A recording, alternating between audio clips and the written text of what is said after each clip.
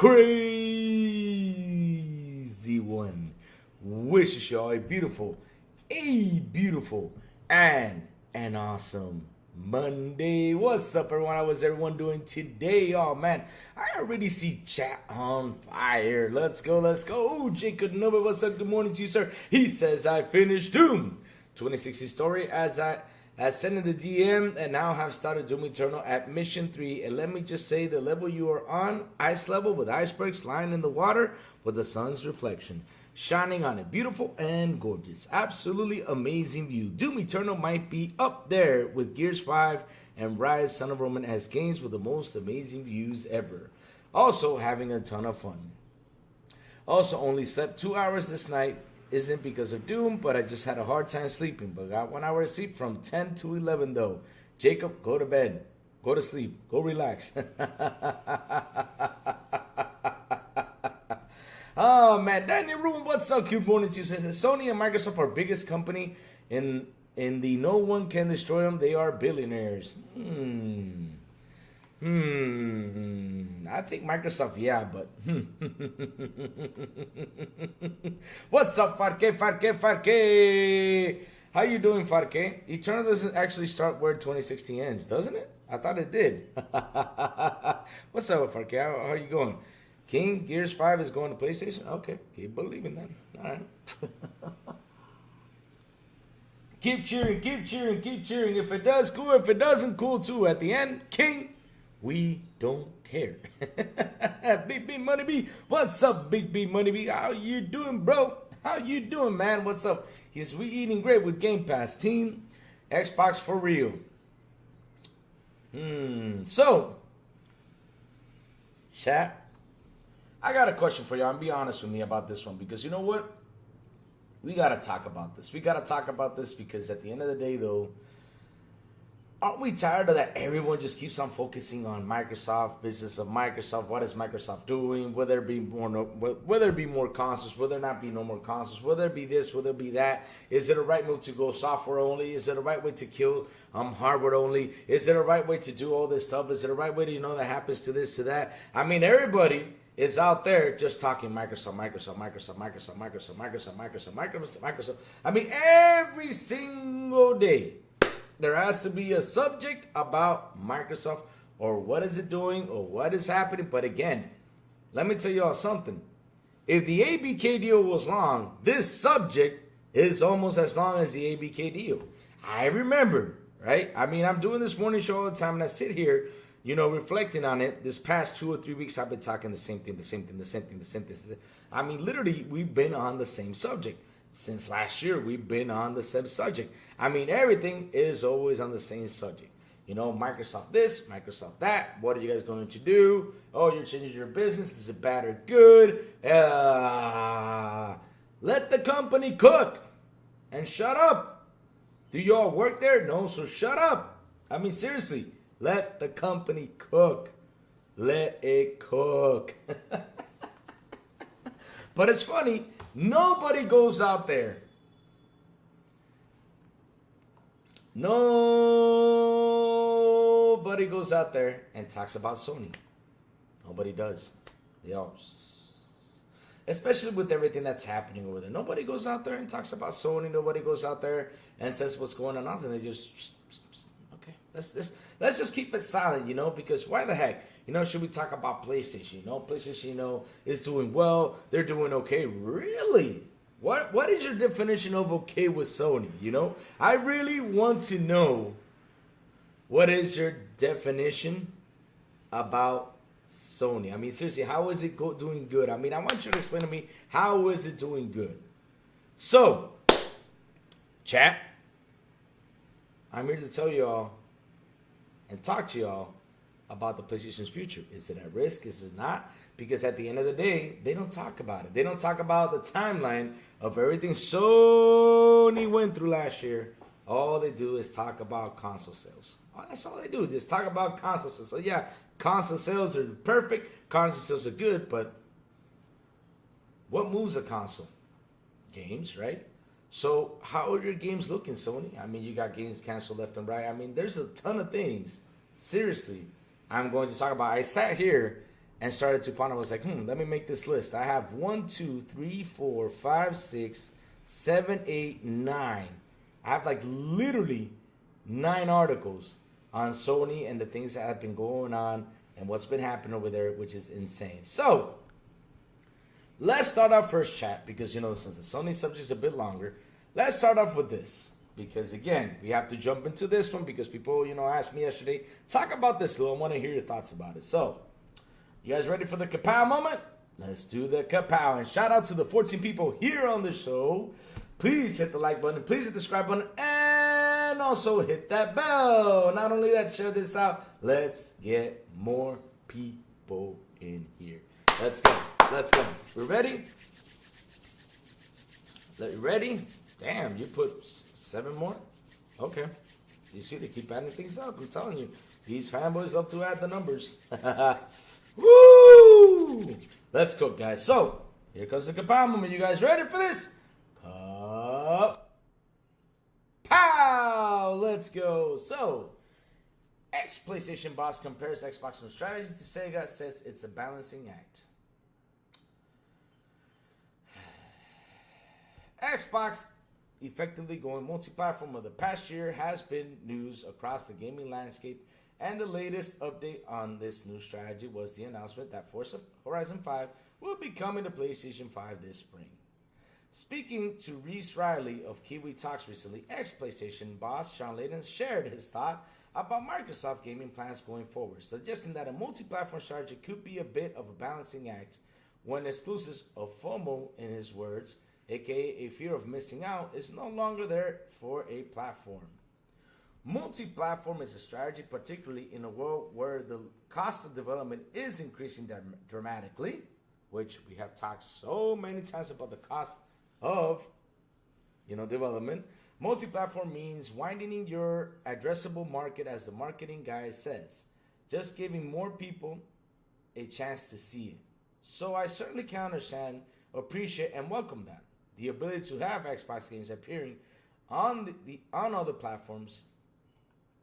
What does it do to their brand? Yeah, I think it makes the conversation harder. How do you create the FOMO? Trying to do that by bringing everyone to your platform, saying if you're not here, you're missing out. But if it's available on all platforms, that's one of your marketing tactics you can't use. You can't say it's only available here if it's available everywhere. So it's a balancing act. Increasing my addressable market, yeah, that's good, but I'm making it harder to sell the only on my platform story. So I'm trying to understand what he's trying to say here. So basically, he says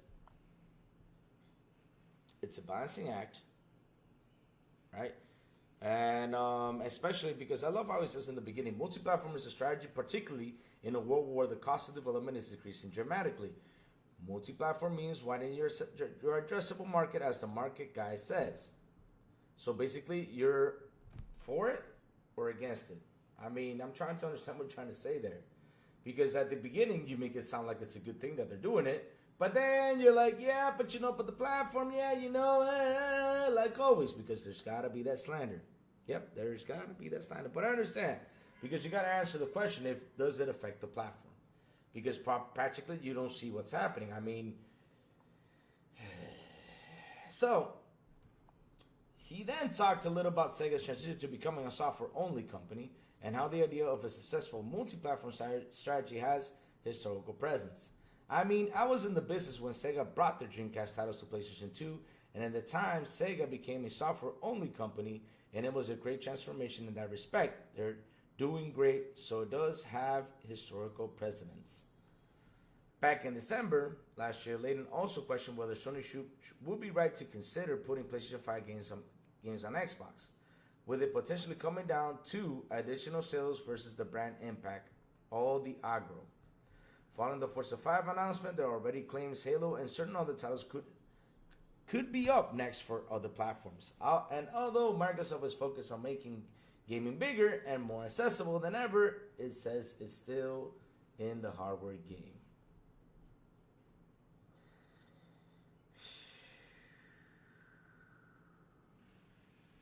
So, chat, I got a question for you. Why you gotta ask the next PlayStation boss about this? Because, I mean, he knows Sony. He knows... Because, really, it's like me asking Nintendo, what do you think about this? Oh, my God. Woo! But, again, I just love how people want to keep that energy because that is the hot topic. Let's go out there. Let's start cooking Microsoft. Let's, talk bad about Microsoft. It's always a subject. Let's talk bad about Microsoft. Let's talk bad about it. I mean, yeah, why the heck not, Why don't we go out there and change your shirts, Let's go out there and say, okay, we're part of PlayStation, yeah. Put on a PlayStation shirt that says, yeah, we're part now of the winning team. PlayStation is the winning team. Really? You guys really think PlayStation is a winning team? I just love this because it's insane that all of the narratives have been destroyed because they said, oh, PlayStation is the number one place where you get the best exclusives. PlayStation number one place, where you get this, you get that. But in the end, though, how's this generation looking? That you don't talk about. That's the funny part. That you don't talk about. So, my opinion about this, right, is you guys have been tackling too much this subject. You got to let it go. I mean, this has been since last year, since he put 4 games over there. Everybody has been talking about it. Is Microsoft going to put more games? Are they going to do it? Are they not? What's going to happen? And he already came out, I think it was in November or October, I don't remember what month it was. He already came out and says there are no red lines over our games. So that means, it can be any game that can go to PlayStation. Which game is it? You got to wait for them to tell. That is the truth. That is all we have to say about that. But no, you guys got to keep on bringing that. And the question is, why should we own an Xbox? Really? Why shouldn't you own an Xbox? I mean, let's look at the positives on why should we own an Xbox. You got Game Pass. That's one of the positives. You got Quick Resume. That's another positive, which really helps you, to have like 5 or 6 games on there that if you want to jump in there, load a game up and go where you were at and continue on your games. That's a beautiful thing. I mean, just with those 2 features, it's amazing. And also, you got Dolby Vision, Dolby Digital. You got all that stuff in there. Shit. You don't have to pay for upgrade games. You don't have to ask the question if it's going to be Series X updated. Like how the PS5 Pro guys ask, is it going to be PS5 Pro enhanced? Are you I don't want to get to that then. But in the end, why you shouldn't get an Xbox? Why shouldn't you? I mean, why shouldn't you? Why shouldn't you? Or become part of the Xbox platform? What is the problem with that? Explain that to me. What is the problem? So I'm trying to understand what is the problem of being part of Xbox. What is the problem? I'm being serious. What is the problem? I want y'all to answer me. What is the problem to go ahead buy an Xbox console? What is so negative about it? I mean, I want y'all to explain to me. Does Xbox, come alive at night and tickles you or kicks you or pulls you out of your bed, throws you out the window? I mean, I'm trying to understand why is Xbox so evil? Like the most evilest thing out there. Gives you bad luck. Doesn't give you a chance to win the lottery or something. I don't know. Ooh, look who's here. Hello, Blondie. What's up, Blondie? How you doing? Ha ha. But Sanchez, check this out. Check this out. Because this is something that people keep on ignoring. Look at this. Hold on. You'll see this.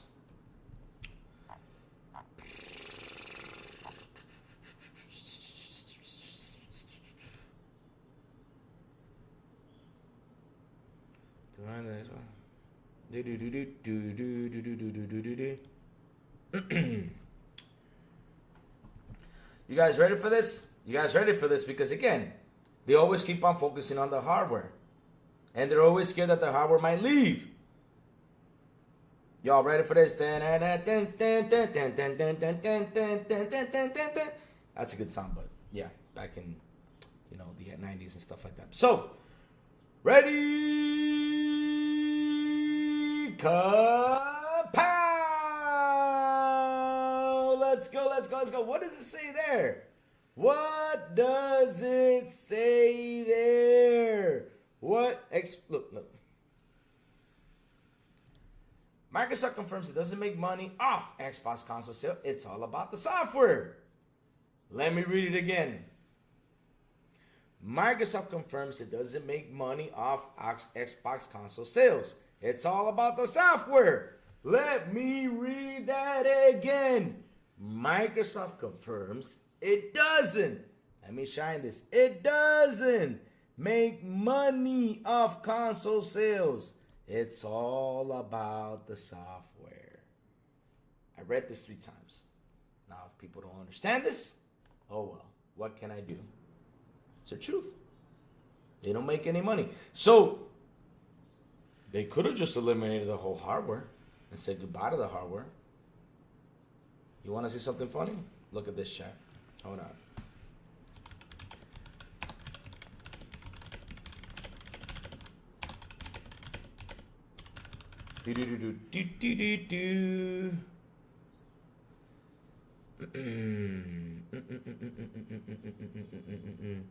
Let me see if I can find this. You guys want to see something funny? Check this out. I'm going for another kapow moment. Y'all gonna like this because shit, it's funny because they always keep on slandering the hardware. They're always trying to say, oh no, it's not gonna make any hardware. Oh no, this stuff. So, chat, if Microsoft wanted to get rid of the hardware this generation, they would have done it. Because you know what, chat? Guess what? Look at this. Kapow.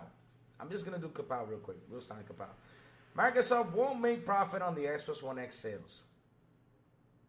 So Microsoft since 2017, since they released the Xbox One X sales, I don't know about the other Xboxes though, but since the Xbox One X sales, right? Since the Xbox One X, they have not been making money on the hardware.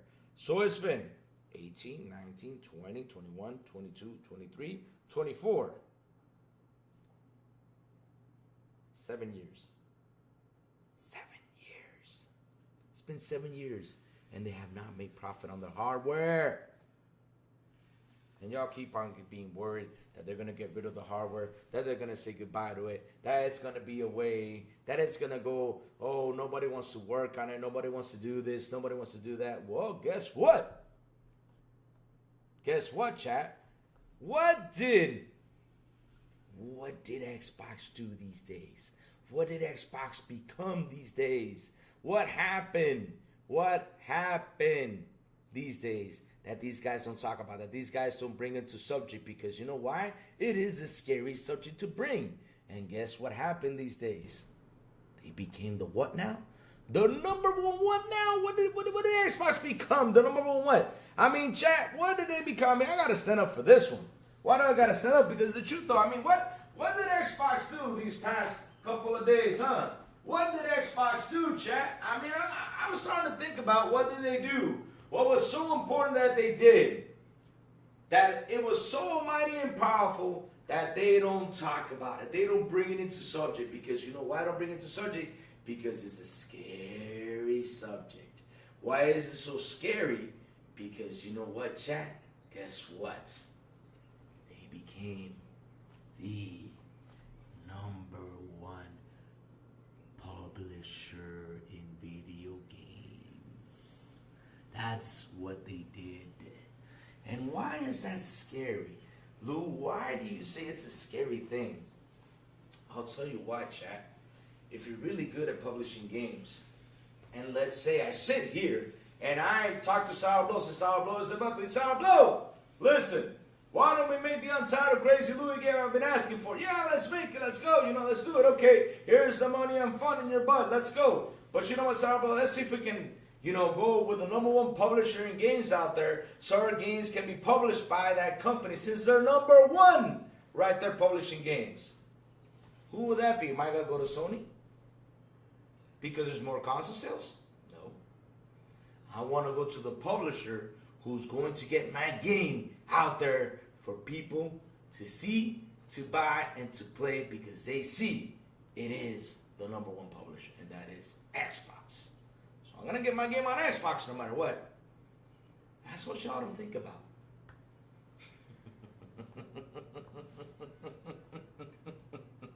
Oh, man. Oh, man. Shout out to the 34 people here on the show. Please hit the like button. Please hit the subscribe button. And also hit that bell. Let's go. Oh,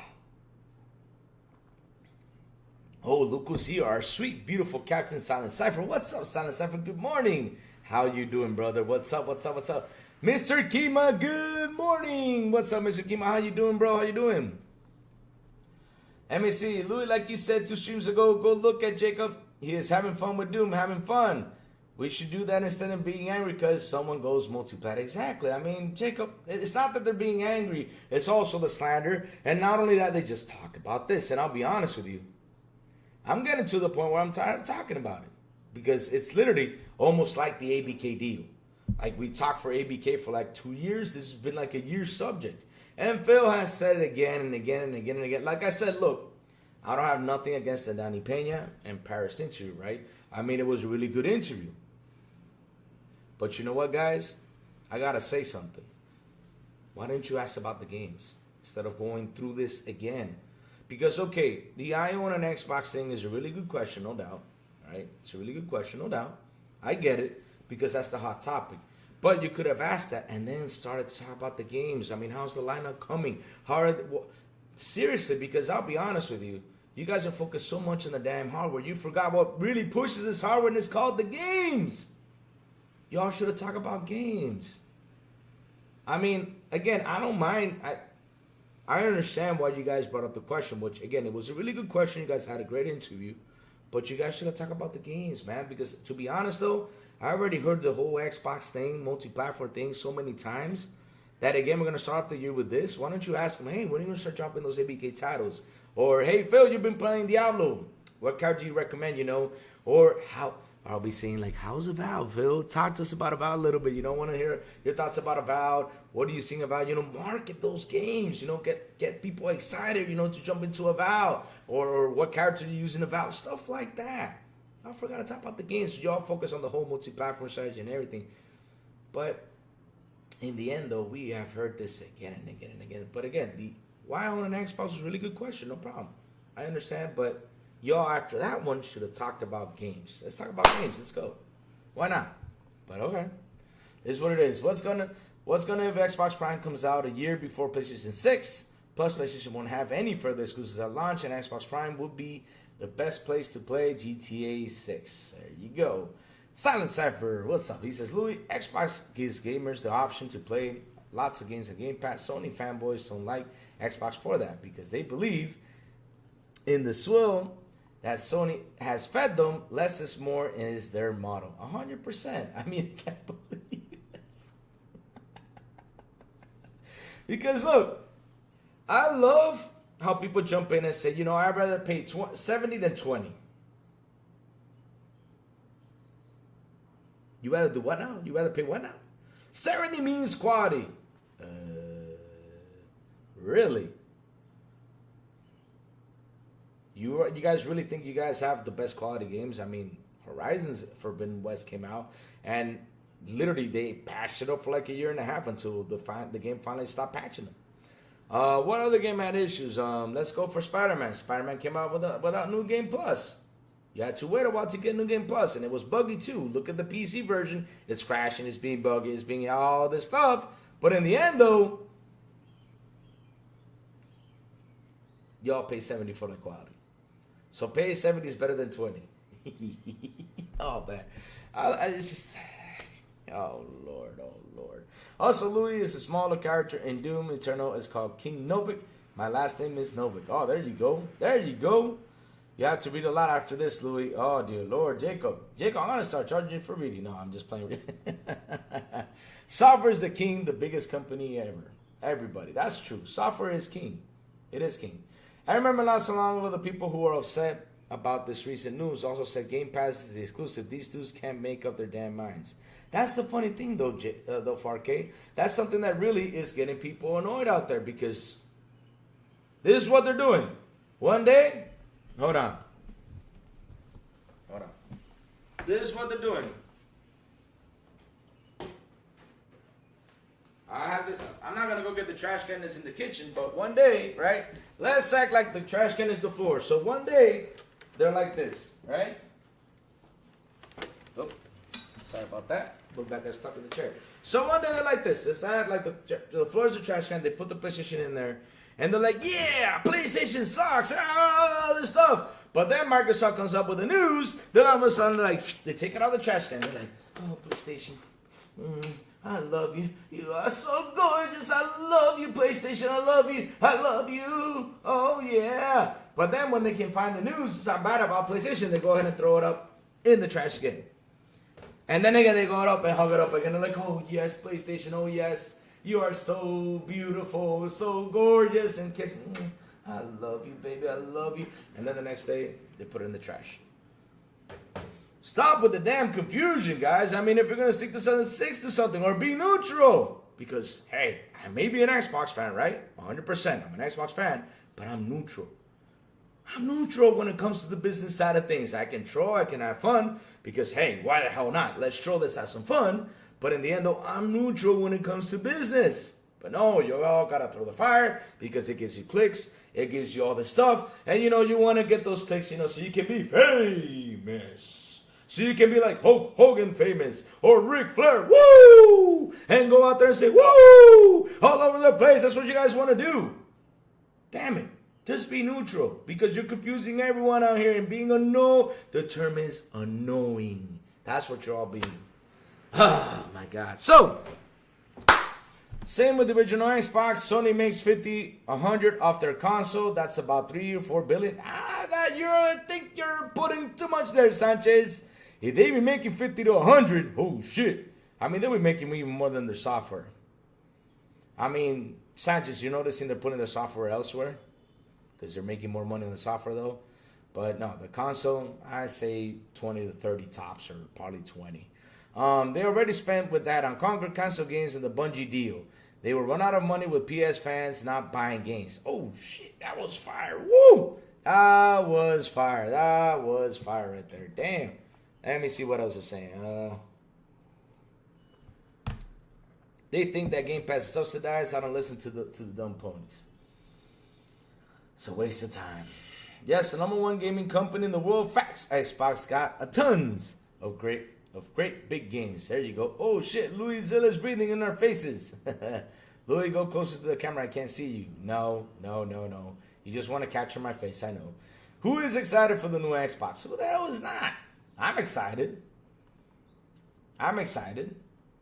Super. I am super excited. I saw at least 50 hairs up Louis' nose. Scary. 50 hairs? Damn. Do I have that much hair? Oh shit, now I gotta go trim my nose hairs. Damn. Y'all, man, don't start with that. Now y'all gonna get me worried now. A tons of bigger games, Xbox and Game Pass. Check it out, everybody, 100%. I'm excited. Sony is garbage, says John TJ. What's up, John TJ? How you doing? Good morning to you, sir. I wouldn't argue or debate with them, Louis. It's the same crap, same worded, just a different person.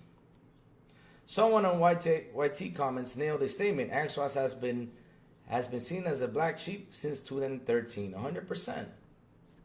Louis, if you start talking about the games instead of fanboy narratives, maybe others would too. Blondie, we talk games on here all the time. We talk games because, every time I end the show, we talk games. But, at the end of the day, though, it's always the fanboy narrative. It's always where it goes to the fanboy narrative. So I'm here, like, for example, to neutralize some situations that happen. Like some people get out there, get scared because they listen to, all these guys saying that Xbox is going to be dead, Xbox is not. So I come around and try to neutralize all that crazy stuff. That's why, I come over here and neutralize it. And then, at the end, though, like always, we jump into the subject of games. Because at the end of the day, that's what we got to do is play games. Have fun. Screw everything else. Louis, this is a powerful saying. When you're not giving up, they cheer you're on because you remind them of their dreams. But when you're at the top, they hate you because you remind them of the dreams they couldn't achieve.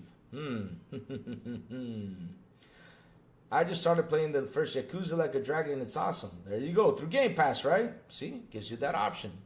McFig! What's that, a George Foreman grill? Almost. It's there. It's there. It's going to be a George Foreman grill. Yes.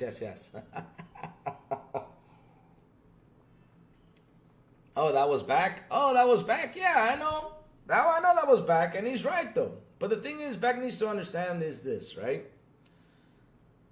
That's... Frankly, we're here in the morning news, and frankly, this is what the media spews out there. I mean, if Microsoft could sit down, like I said, in that interview, if we would have had the subject about what's coming or what's going to happen or everything, I mean, we wouldn't even be talking about this damn conversation. We'd be talking about the games that Xbox is going to bring up, what are we excited for, because again, if I was doing the interview, right, again, that was a good question they asked, but I would start talking about the games.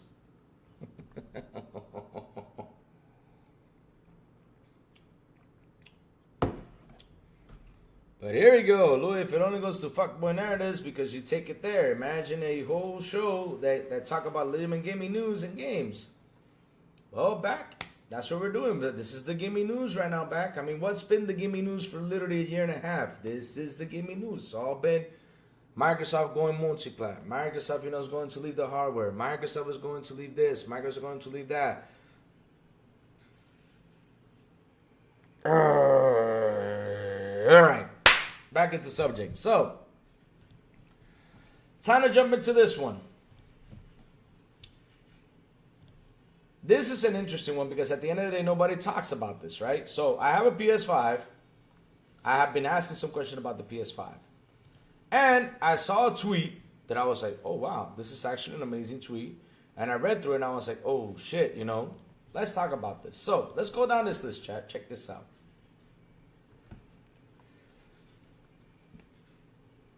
Here we go.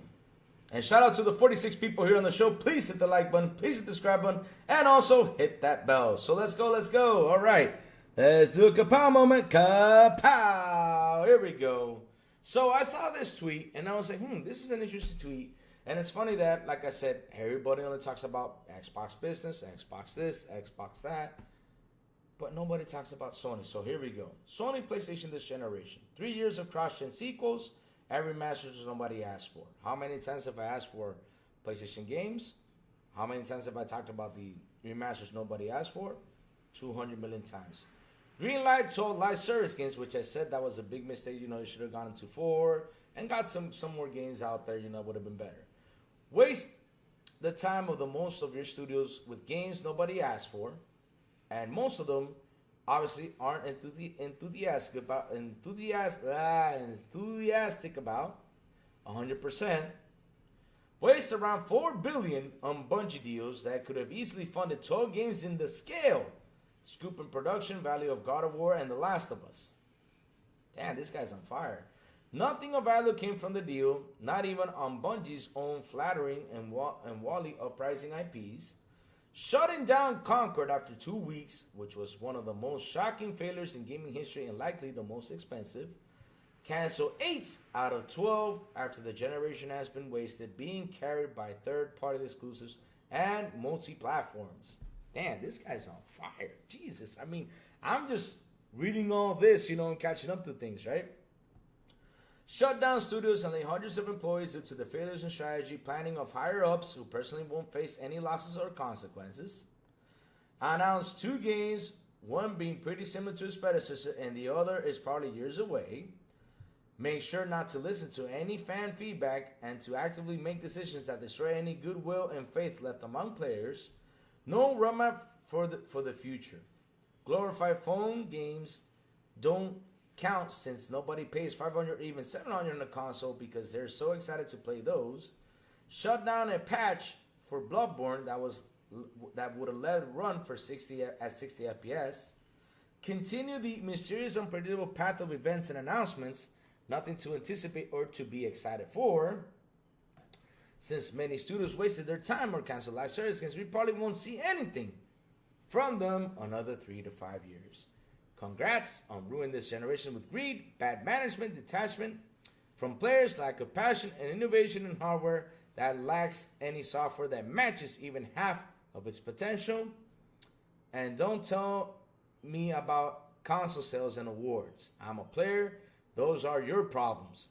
Mine are the games, and I'm still yet to see anything of value of value other than rehashes of what's already there. Damn, this guy, and this is a rhino tree. This guy's, I saw this and I was like, oh man, we gotta talk about this.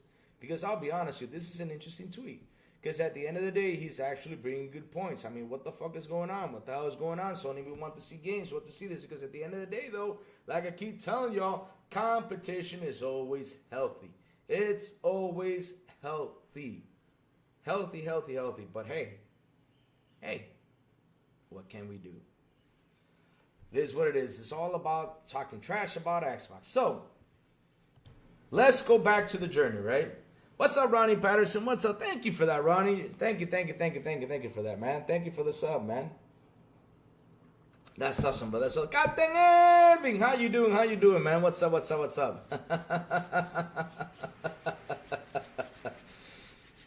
So, nobody brings this up. Nobody asks this subject. What is happening? What's been happening through PlayStation, since pretty much a year and a half. So let me go into this, right? I'm going to show you all pretty much a timeline about what's been happening since everything has been focused on Microsoft. Okay, you know what? Today I'm going to focus on PlayStation. And this is something you, as a gamer, right, you have to worry about because, like I said, at the end of the day, competition is always good. Now, if you, as a PlayStation fan or anything, don't talk about this, then, and it's all about Xbox, then I don't know what you guys are doing out here because I'll be honest with you, if Xbox makes a boo-boo, I'll talk about it. Right? But no, I mean, I sit here and I look at Xbox or what they're doing or what they're going or what's been happening, and I like how the console is evolving. I like the whole idea, right? And let me tell you what I like about the Xbox, right? I like the whole perception about, okay, let's just not stick to the console. Let's try to put our Xbox Game Pass everywhere, right? Let's put it onto tablets, mobile, Fire Sticks, TVs, pretty much as much as we can to get the person to come over here and enjoy our games. And also, right? Also. Oh, you didn't let me see it. You should have let me see it. Let me see who that is. Brascavani, PlayStation's like Apple, they have to lower your fan base no matter what. Yeah, Brasca, but the thing is, Brasca, that if you don't talk about where things are going with them, and if we don't go out there and start shaking the trees and just be quiet and you just let the tree grow the wrong way or try to guide it to grow the right way, what's going to happen to the fans? Because I'll be honest with you, this has been unplugged since Concord beta came out. My Xbox has not been unplugged. This has been unplugged since the Concord beta came out. The free weekend beta, I have not turned on this PlayStation since then. To play what? And I remember with my PS4 Pro, I played a ton of games. One after the other. Have fun with the PS4 Pro. Now with this one, it is what it is. So let me go to the YouTube channel because I see Jacob is blocking a lot of people in here. So let me see what PlayStation 360 says. I saw that tweet and most of that stuff is taken out of context. It's not true. That tweet was made by a fanboy. Oh, it was made by a fanboy. No. Don't not. Listen, Jacob, do not mute PlayStation 360. I need him here for a minute. Do not mute him.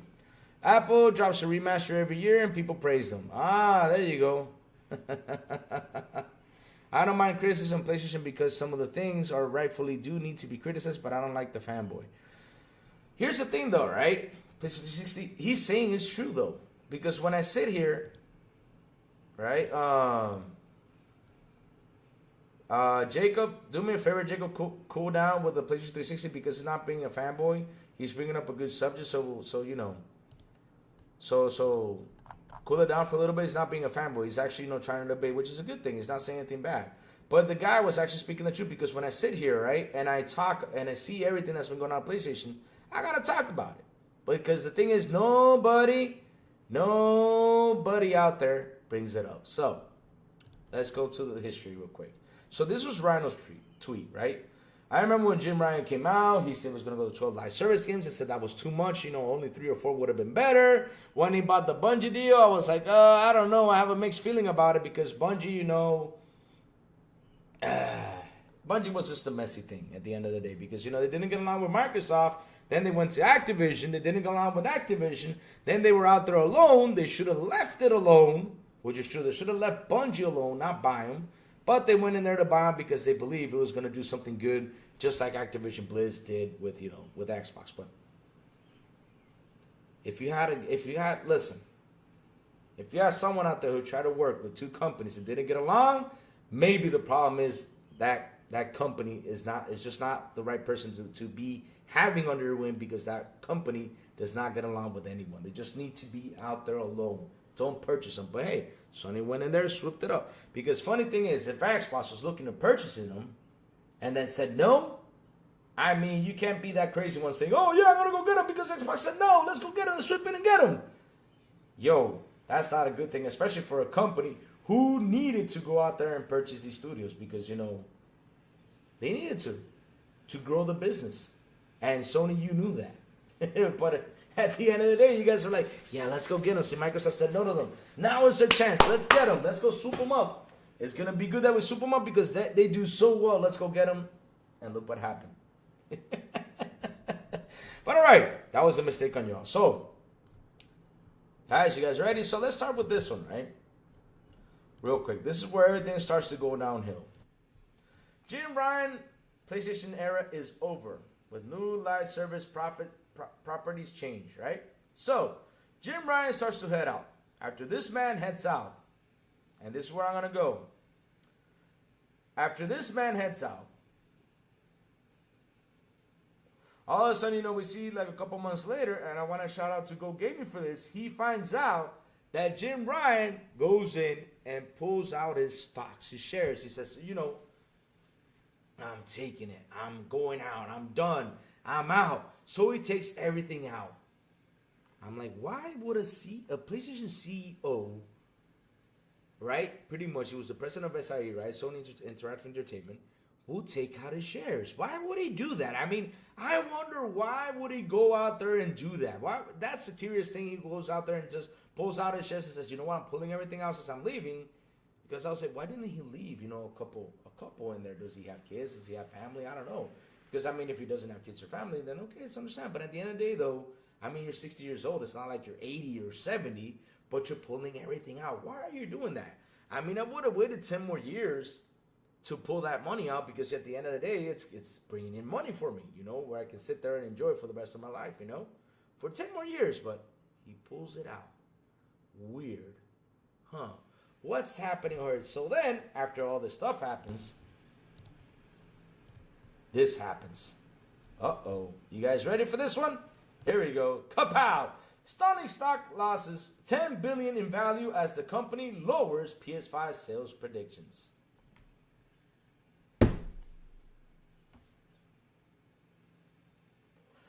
This man knew this was coming around. This man knew that that last year was not going to be a good PlayStation year. He knew it. And he said it's going to go down because at the end of the day, though, in October, right? Was it October? Was it November? I don't remember the exact date. Finally, ABK is in Microsoft's hands. Finally, the purchase goes through. They can buy it and everything. Okay, everything just goes through. Everything is fine. Everything is perfect. Let's go. So, this man pulls out his stocks. And I even called it back then. I said, well, if he's pulling out his stocks, he's taking out his shares, something bad going to happen. Because when I see something like that, let's take a prime example with Bill Gates. Bill Gates took most of his stocks or shares out. He took most of them out, but he left some back there. In the end, though, he pulled out. And this is why this man pulled out, because he knew this was coming. So, let's keep on going. Let's see what chat's saying.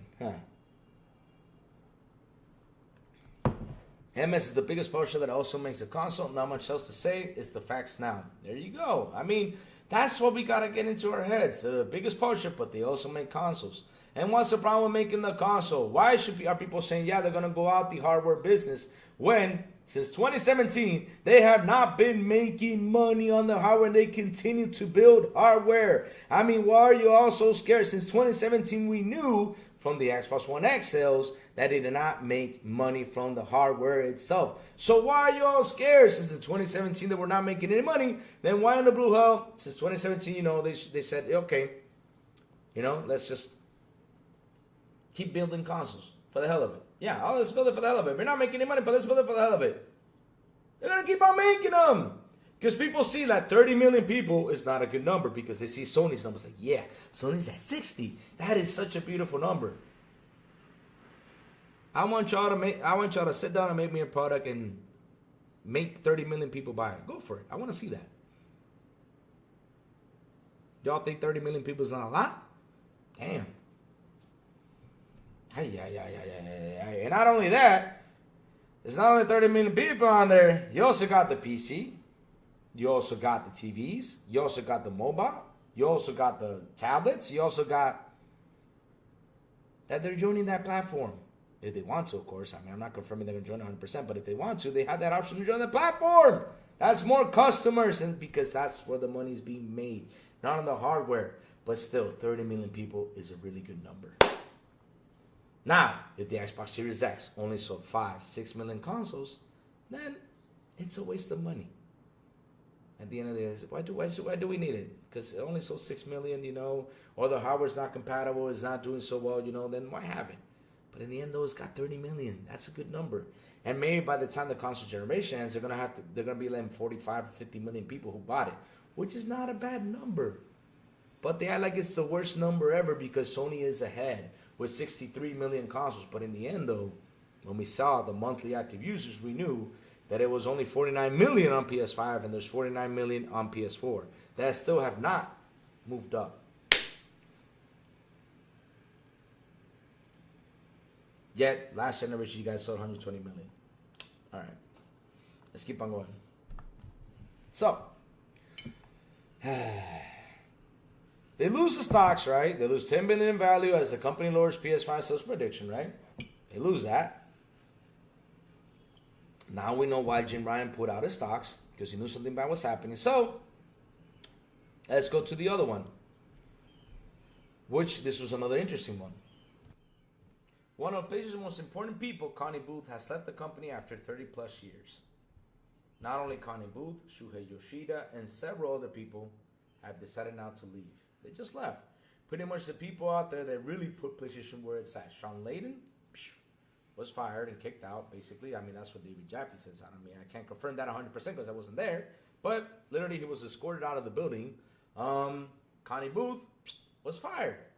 Because we actually, when we heard that from Jaffe, we see that a couple months later, she joins EA. Awesome, she got a job. I'm happy for her. But in the end, though, guys, you see all these great people over there that really put the PlayStation brand on the map and everything, leaving after all those years. What the hell is going on? Yet people don't talk about it. They don't bring it up. All right. They don't bring it up because you know why? It's all about Xbox. Let's throw shame to Xbox. Let's crucify Xbox. Let's torture it because it's easier to torture than talk bad about Sony. But the thing is, this is not talking bad about Sony, throwing slander to Sony. This is talking about everything that's going on over there and what do they need to fix to get better. That's the whole point. Why are you guys so scared to bring that up? No, it's easier to go slander Xbox for the clicks and everything. Let's go. But all right, no worries. I'll talk about it because I'm not afraid. I'm not afraid of people jumping in here saying, Louis, you suck, you go to hell and everything. I'm not afraid of that. I'm not afraid of people getting mad about this because at the end of the day, I'm speaking truth. It's out here. What am I lying about? All right, let's keep on going. So, we see everyone leaving. All right, so this is where it starts to get interesting. Square Enix is done with PlayStation exclusivity after profit drop.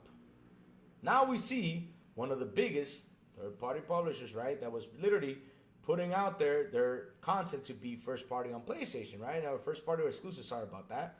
Putting their content exclusive to PlayStation, they decided to leave. So basically, we find out on another narrative that gets destroyed about the exclusive side of things. We're seeing that people are not buying these games. They're not going out there to buy Square games. And they said, fuck it, because probably they didn't like the quality or it's too expensive because people have other priorities, Or they'd rather wait for sales, to get the game. Probably so. Because at the end of the day, money talks. Because a lot of people you see out there, yeah, I'm going to go spend the 70. I want to see you do it. If you don't have any other parties, to pay, because it's interesting. We grow up. That's what happens, right? So that's why the whole service thing is important because at the end of the day, though, If we don't want to buy the game now, we know it's in the service. We go out there and play it, and then later on down the road we decide, okay, let's go buy it. But all right, so Square Enix is done with PlayStation exclusivity after profit drop, which is something that I said Square needs to leave, because at the end of the day, if they don't leave and stay there, they're going to be in trouble. They're not going to keep on producing these games.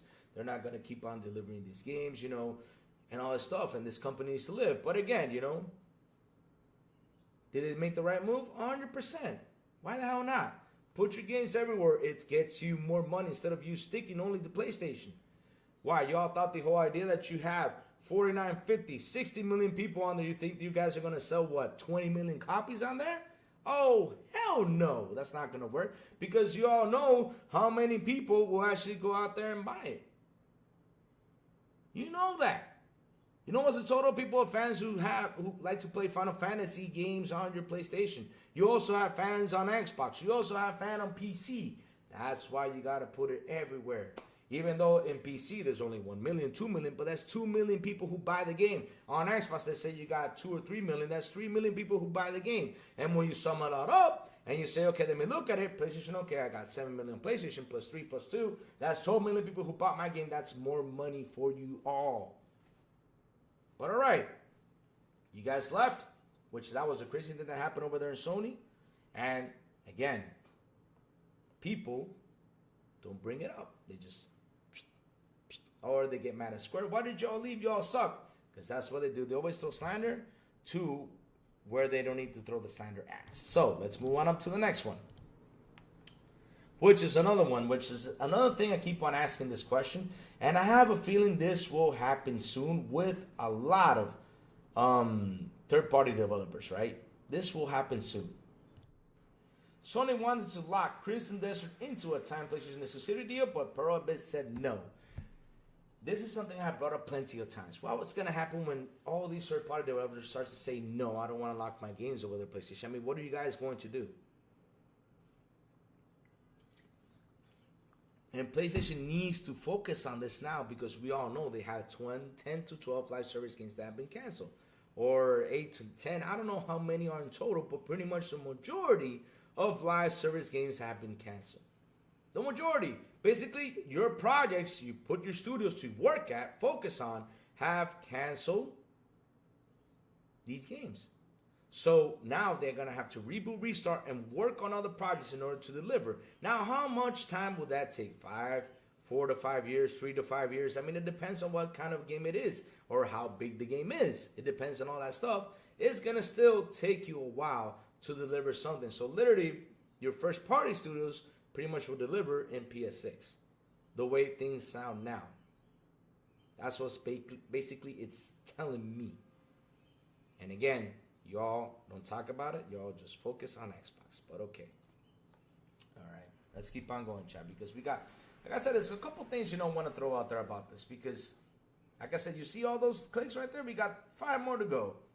All right, and then we drop, then we go to our favorite subject, which is gaming. So, all right. Let's keep on going. Whew, here comes the powerful and almighty one that people don't like to talk about. But I do talk about it a lot because, hell, they call Xbox games a flop. But Sony, you actually have the real flop, and here it is. Sony closes Conquer Studio and permanently shuts down the game.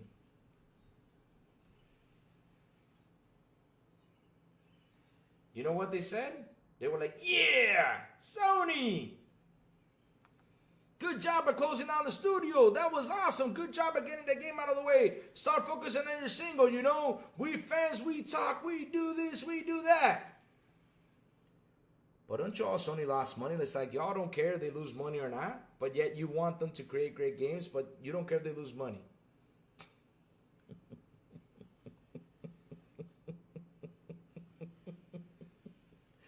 I mean, seriously, I don't understand you fans. You all say you're PlayStation fans, but when they do something like that, you all cheer for it because it was actually a good move and saying, yeah, Sony needs to get their priorities straight. Wow. Sony needs to get the priorities straight. Wow. But y'all don't talk about it. Y'all are too scared to talk about it. Instead of saying they get the priorities straight, you go out there and you slander more Xbox people instead of focusing on what PlayStation is doing or where they're going. Because listen, I talk about it. I'm not afraid to talk about it. Like you said, you want the priority straight? Well, start talking about it. Start letting everyone know how Sony is going, what's happening over there. I mean, give me your thoughts. And don't be scared about it, because if they get mad, let them get mad. They can call you an Xbox, for fuck's sake. But at the end, who cares? You're speaking the truth about how PlayStation is going or what's happening. What's so scared about that?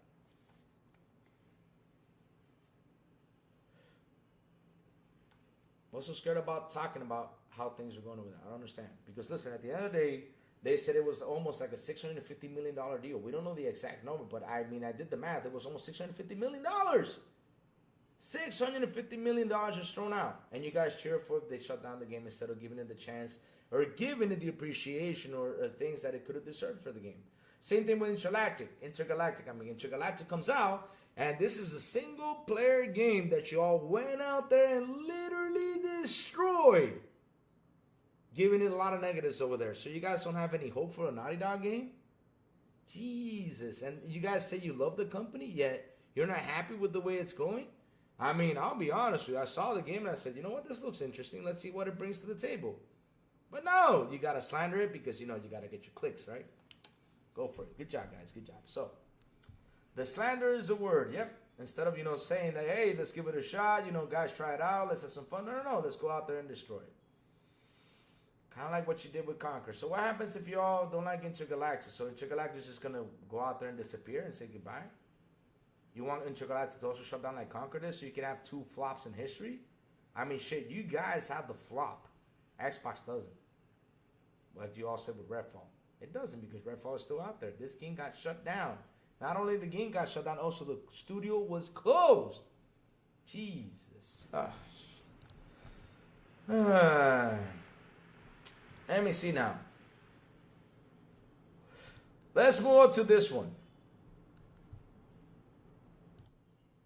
Sony settles U.S. consumer lawsuit over PlayStation game sales. Now this one is a spicy one, right? Because they went over there and settled. They didn't want to fight this because, you know, it was at 7.85 million. You know, they settled it, and it doesn't look like, yeah, it doesn't look like a lot of people are out there saying, they get sued all the time. You know, it's okay. Nothing is happening. That's all right. But in the end, though, right?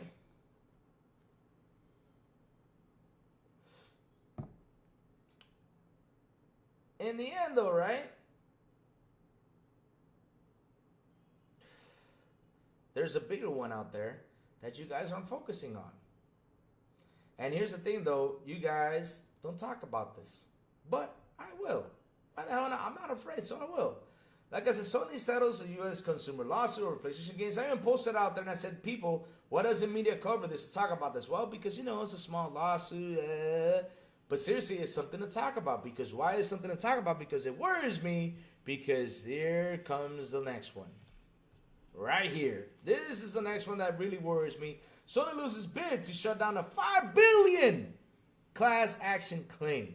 $5 billion. Which this thing is going to happen in March 2026. I think it is March or May 2026. It's going over there. It's going over there. It's going to happen.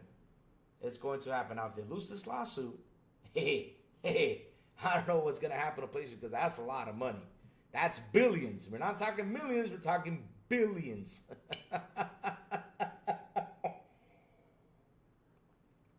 And that's the thing, though.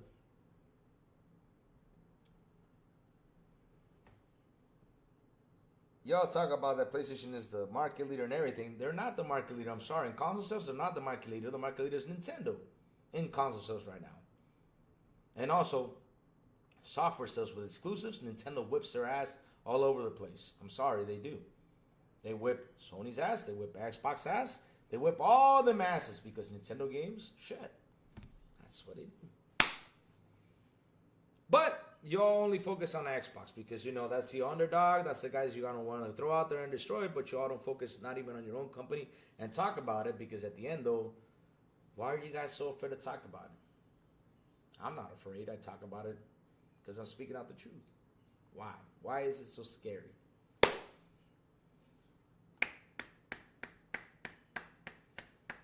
Let's applaud this. Why is it so scary? It's better to send their Xbox, so you guys, so your buddies over there, can get their egos up instead of, promoting and saying, hey, yo, why don't you all get a Game Pass, so why don't you all go buy an Xbox? You know what? I would tell them, and I tell them all the time, why don't you guys own an Xbox?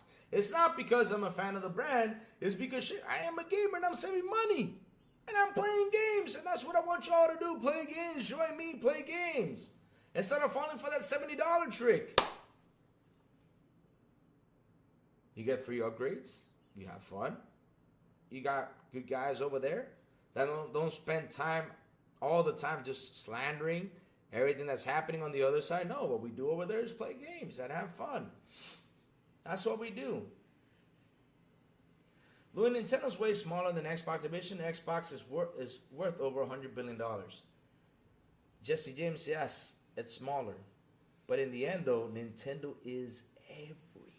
They may be small as a company, but them SOBs are everywhere. I mean, they got theme parks. They got games like if you preserve them in the right state, you can make a ton of money. I mean, I'm not kidding you. Super Mario for NES sold for $1.6 million. Tell me an Xbox game that sold for $1.6 million or an Xbox console. If you have these consoles in a perfect state or great and everything, man, you make a ton of money. I mean, Nintendo has the market thing down.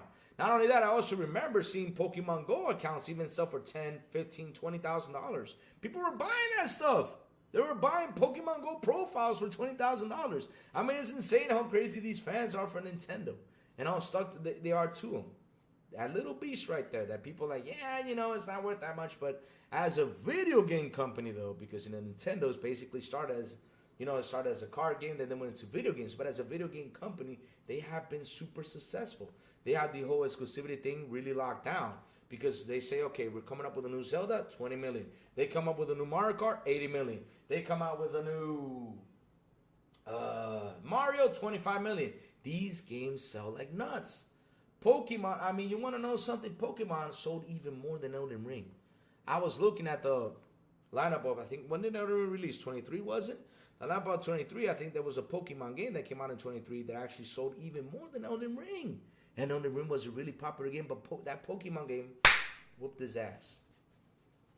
You got TV shows, for example, Pokemon TV show. Damn, these guys got pretty much everything locked down. Book bags, t-shirts, underwear, everything. Everything. These guys are masters, Legos, everything. Nintendo's a freaking master when it comes to video games.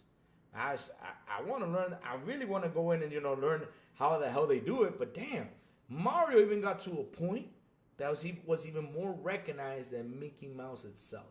I remember I read that a long time ago. I don't know now, but it's true.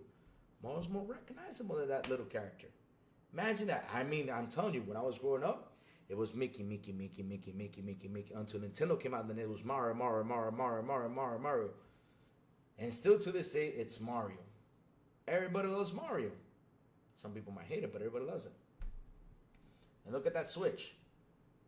And the funny thing is, as a video game console, because people are out there saying the PS2, right? Some people bought it for DVD purposes, some people bought it for gaming, and that's why that console sold like up to 160 million. That's what they say, right? I mean, how can we know that statistic in total? Because in reality, back in the 2000s, we didn't have it. But hey, And the funny story is, now Nintendo with the Wii U could have left the market, because now that's a bad console generation. Because look, let me tell you all something. This is when you know when a console is a flop. Let's use that for a prime example. Nintendo Wii U, the Wii, sold 105 million consoles that generation. 105 million consoles that generation it sold. Wii U comes out. And Wii U came out, what was it, 2012? And I think it was 2017 they decided to start the Wii U. So in 5 years, the Wii U only sold 14 million consoles. 14, I think it's between 13 and 16 million. I don't remember the number in total. But shit, from 102 million drops down to 14 million in 5 years. Then shit. Then that's a flop. And that's why they sat down, they came up with the idea with the Switch. And look at them now.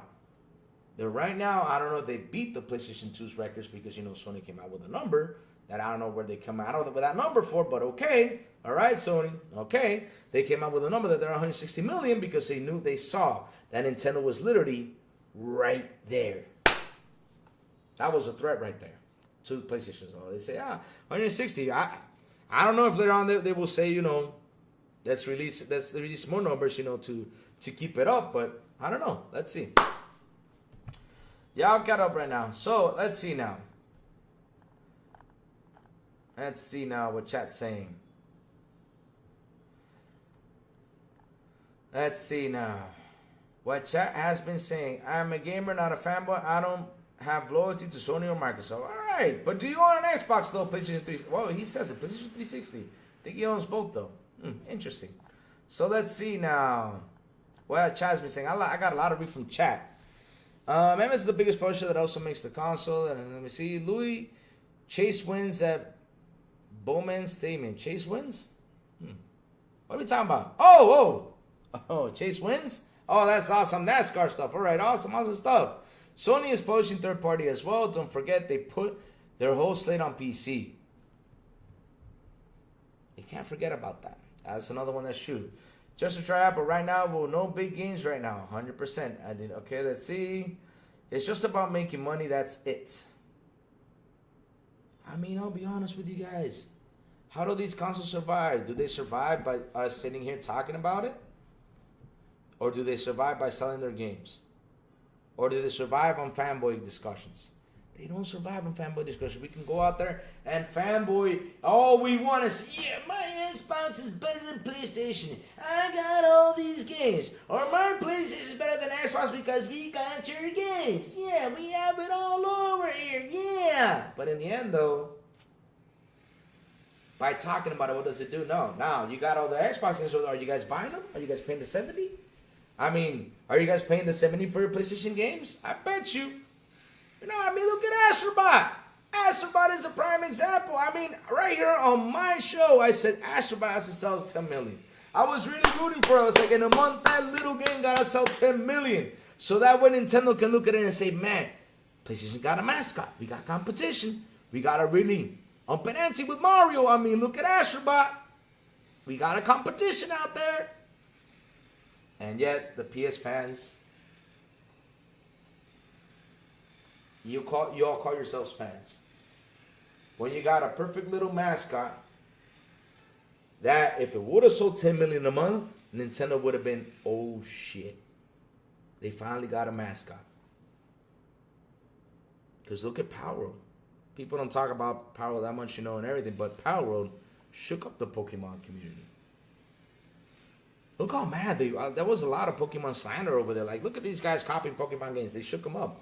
But in the end, though, once they played it, like, oh, wow, this is better. And a lot of people who are Pokemon fans played this. They were saying, man, I would like a Pokemon game to be like this. Copy some things over here, make it more fun, to change something at Pokemon. That's the competition I like to talk about. But yet the PS fans didn't support that mascot. So we don't know if we're going to get an Astrobot 2. We don't know that. I hope, Sony does it. Let's see how it goes down the road. I hope it does sell, the 10 million like I said, though. But in the end, though, it would have been a better look if in a month that little game would have sold 10 million. If that game would have sold 10 million, I would have said, you know what? That game deserves to be a Gotti. 100%. But, PlayStation fans, you all didn't support it the way you had to. All right. Let's keep on. For real, there goes defending ponies again. I'm not defending any ponies, man. I'm not defending any ponies. Don't get me wrong. Should be talked about also. The truth, okay? Did Xbox W or L? Did Xbox win or lose? I mean, I'll be honest with you. They became the #1 publisher. Then their goal was a win. Because that's not a lose. That's a win. Now, the thing is, people try to treat this like it's a loss, but it's not a loss. It's actually a win. Because as a #1 publisher out there, like I said, I get Sourblow, for example. Tell Sour, since he's developing games, make the Untitled Crazy Louie game, but let's get Microsoft to come and publish it because they're the #1 publisher. They're doing something so well that they became the number one publisher, let's go over there. They're being talked about as being number one. I want to see my game on Xbox. I would love to put my game on Xbox since they are the number one publisher right now. Not console sales, publisher.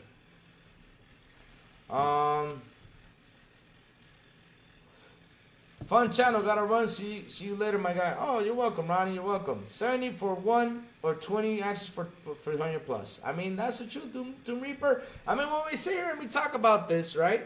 And we look at things, and sorry for that rattling out there because there's construction out there. I don't know if you guys can hear it. Sorry about that, but it's gonna cool down a little bit. But in the end, though, right? I'd rather spend 20 than spend 70. I'm saving $50. What's wrong with saving $50? They act like it's a bad thing. That's how sad it is. When they know deep inside, it is a bad thing. Well, imagine PS5 playing Forza 5 and getting an Xbox to play Forza 6. We know most are casuals and not rabid pony fans. 100%. That's another one. They all think that all PlayStation fanboys think alike. I mean, listen, chat, they literally think that a PC person, the person that games on PC, and he just games on PC, will go out there and get a PlayStation 5 because of one game. They think that literally one game is going to make a PC person jump over there, but they don't realize that PC has a big-ass library of games, just like our Xbox. Xbox, we got a big-ass library of games, and especially for $20. I think, you know what? I think they're mad because their PS Plus is not like the Game Pass. I mean, if it was like the Game Pass, they wouldn't be slandering so much. They would be busy playing so much games. But since PS Plus, all they do is put stuff they already bought, then hell. Especially, I don't think Gates has ever done anything other than regular product sales, regardless of performance. The certification is a different thing from selling your whole position. Interesting. Is it Doom Guy or Doom Slayer? They call it Doom Guy, Doom Slayer? You know, it's got different names. If you're an insider, there are blackout periods where you can't sell. The openings are at times usually are very far from quality reporting, so that probably don't know more than anyone else. Hey, what's up, D Energy? How you doing, brother? I'm a gamer, not a fanboy. I don't have loyalty to Sony or Microsoft. There you go. Yes, if you're an insider, there are rules. I mean, look, here's the thing, though, Space Shot, and I gotta tell you this, right? That's something I slander a lot, right? Because, for example, let me tell you something. People like the inside scoop, and then they go out there and they throw it. Like, if I ever got information of Microsoft, or if I ever got an information of PlayStation, right? Like, that's happening right now. For example, that PlayStation, let's say, it might announce something, whatever. And I know about it, and I go in here and I'd say, well, I heard from someone, some dude told me this. I mean, I'm killing your hype. I'd rather you all enjoy the hype. I'd rather you all see it for yourselves. But people, you know, go out there and beat me to the punch, you know, probably. And they'll get the clicks and the views. But in the end, though, they're ruining the surprise element for us. For example, Doom. Every showcase, and you can ask my panel, I've even said it over there, probably on Boom Show, and I said it on other shows, right? The game I would like to see every year when Xbox did a showcase since they bought Bethesda was Doom. I was like, yeah, I want to see Doom. If I see Doom, I'll go nuts. I don't know what I do, but I seriously will get off my chair, jump up and down and everything. I mean, I was literally waiting for that surprise element, and they spoiled it for me with the inside scoop because they found out and decided to spew it out. And again, even though if I knew information, I would never spew it out. I would never do. Why? Like, for example, right, guys? I'll tell you this much, right? Look at the whole third-party situation, right? What have I done with the whole third-party situation with Xbox? I've been sitting here, right, all this time preparing you all in case, you know, they decide to go all full. That's what I did because, you know, that's pretty much what I got from the whole situation that happened last year while I was in Germany. I said, you know, maybe these guys are switching strategy, and it's something I even discussed, and I wasn't even podcasting. I discussed with my Dominican buddies here that play games. I discussed this in 2019 when PlayStation and Microsoft, or Sony and Microsoft, made a deal in Azure Cloud. I said maybe one day we might see this happen. That Xbox is going to put their games over there, and PlayStation might put their games over there. They're like, nah, that's not going to happen. Why would Xbox do that? You know, They were telling me, I said, hey, it could be, especially with the cost of these games. It can happen, and look, it's been happening. So what I've done is I prepared everyone so that way when people are out there dooming and glooming, killing a brand, You all know at the end of the day, this is business. And they got to make the money. I mean, these games are costing a shit ton of money. They're really, I mean, who was I with that I was talking about Avatar the other day? And I literally said, how much did Avatar cost? Avatar is a movie that costs $300, $400 million to make. A video game costs like Avatar nowadays, guys. They cost like that nowadays. It's crazy. Horizon 5 has 40 million players right now. Everyone conveniently leaves out the mobile side. That's also raking in millions of dollars for Microsoft Gaming. We're definitely winning the Xbox side. There you go. Experience when I had the ability to act were basically when you be guessing just like the public. Ponies are even annoying on YouTube. Let me see. Since I've been here, I've said nothing about PlayStation promoting. All right. Louis requests to an hour-long documentary about PS and Xbox. Oh, dear Lord. That would probably take me 5 or 6 hours. You're not lying, Louis. It's all facts. We all know PS has been struggling financially, and they with new content except for PS fans. Facts. Square should sell to MS at least. MS would let Square put their games whether they want and not lock down everything. That's true, CC. That's the whole point. Locking down a game is not a good thing. I mean, look, for example, look at Rise of Ronin. Now, Rise of Ronin is running up to PC because how much did they sell? 1 million copies. Stellar Blade running up to PC. They're going to start porting now everywhere. Now, like I said, is that a bad thing? No. People act like it's a bad thing. Like, for example, Microsoft throwing their games over there. Like, what can we ask as a fanboy? Hey, Xbox, let me ask you something as a fanboy, right? Put our console exclusives over here for a priority, let's say 6, 8 months, a year, which is pretty good, and then throw it out there. I don't care if you throw it to Sony. At least we had a year with it. That could be a good thing. Because at the end of the day, you got to rake up that money. No problem. And if you can put some games like legacy titles, like, for example, Doom, go for it. Go throw Doom out there. I'm happy with Doom being everywhere. It's always been everywhere. What's the problem? What's the point of locking that up? Let's bring that money in, baby. Let's go. No problem with that. Now, chat, do you find a problem with that? I don't. They do. But, hey, what can we do? And see those Gen C and Gen Alpha, don't care about Final Fantasy.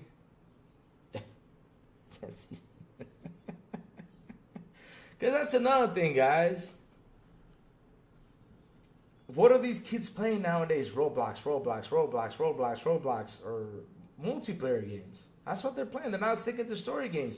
We got to educate them to play story games. I mean, how can I get my nephew, that's a big fan of Fortnite or is a big fan of Roblox, to go play a Spider-Man game? Unless if he's a fan of Spider-Man. My nephew is a big fan of Sonic. I got him Sonic Frontiers. He didn't even look at that game. The other day I was in his house and I went and grabbed the Switch and turned on Sonic Frontiers. He didn't even play it. All he did was play Roblox. Isn't it suspicious that they shut down all these studios all down? They probably saw all the games Xbox ported to PS5 and they gave up trying. This isn't bad. Did you they said end of life? Of course, console sales dropped all around with new hardware incoming. The thing is, we all knew that last year was going to be a bad year for hardware sales. We knew it. How did I know? It's simple. I saw iPhone sales drop 10%. After I saw that, I said, this is going to be a bad year for everyone in hardware. Nobody's going to sell because the people, which I said cell phones are a necessity, did not buy a cell phone. Imagine Xboxes and PlayStations and Nintendos. Everybody's going to be down. What happened? Everybody was down.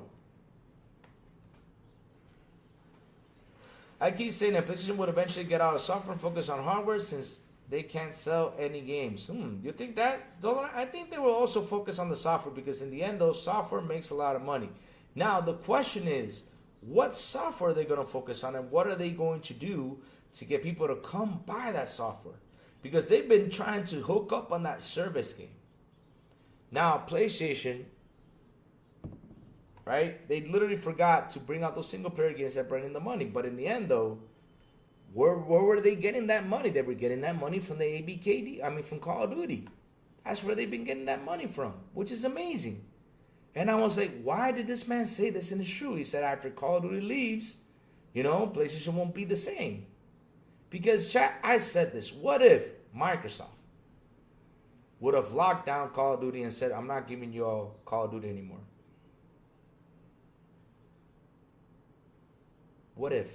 Shit. Meet you, SMD. Good morning, Louis and everyone. What's up? What's up? I was perfectly happy with my PS4 for Pro purchase that gen, but with PS5, it's been a hit and miss for me. With the games made, PS6 is the gen that grabs my interest. Who knows? I mean, I'm not even gonna buy a PS6 at the beginning. I gotta see what they bring in the table. I'm being honest with you. I bought my PS5 right away. I bought it right away because I said, man, they had a good gen. They're gonna put some games I like. You know what? Let's go get it. It's right here next to me. Hasn't been plugged. Because Xbox has just been keeping me busy with the games I like. So, why am I going to look at this? So, let's see. That's the profit they made out of 65 million consoles. Laugh out loud. Louis Nintendo's raised. Okay, we read that. Can't go back to last gen. Everything is so slow after quick resume. Yep. Be nice. Good morning, Louis in chat. What's up, Be nice? How you doing, man? Let's be real. Nintendo been selling the same games for the last 40 decades. Yes, that's true. They've been selling the same games, but shit, they make a lot of money from these same games. It's crazy. Mario Zelda does not appeal to me. I prefer more mature content. Okay, that's awesome. No problem with that. Let's see now. Kylo Green, Kosuya Toy is cooked. Has the same writers who wrote Dragon Age, Vanguard, Anthem, and Andromeda. R.I.P. Oh. I can't say a game is cooked though. I mean, I gotta play it and I gotta see it in order to say the game is cooked. I can't be out there because, you know, they got writers over here and anything. I mean, we gotta play the game, chat, at the end of the day. We can't go slander it without having it in our hands, you know? Oh, man. I'll connect my keyboard and mouse to my Series X and kapow! It's a PC with a 65-inch monitor. There you go. There you go. See? That's confusing. COMS battery. Let me see where else I at, because damn, there's a lot of stuff. When I first purchased my Series X, I was shocked. Let's see now. Damn. I already said good morning. Alright, let's go. When I first purchased my Series X, I was shocked that it had quick resume. None of those so-called Xbox content creators that I watched back then never mentioned it before I bought my Xbox. Damn. Because they don't talk about the good stuff about it. It's better to talk about, you know, what's the negative, what's the positive, you know. But at the end of the day, though, like I said, what is the problem with buying an Xbox? There's no problem to it. Away Pirate Division games were recently removed from the Xbox store. And while many have returned, both Oli World and Roller Dome remain delisted. Damn. And they port all the Wii U games to the Switch. Even Xbox games on the Switch is full price. Doom, Skyrim.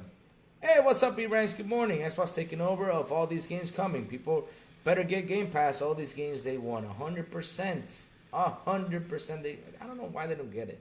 I'm finding ponies about quick resume and rest mode is a different comment. Different comment. That's how stupid they are. Oh, dear Lord. I saw PS only has like 5-meter non-black hole game.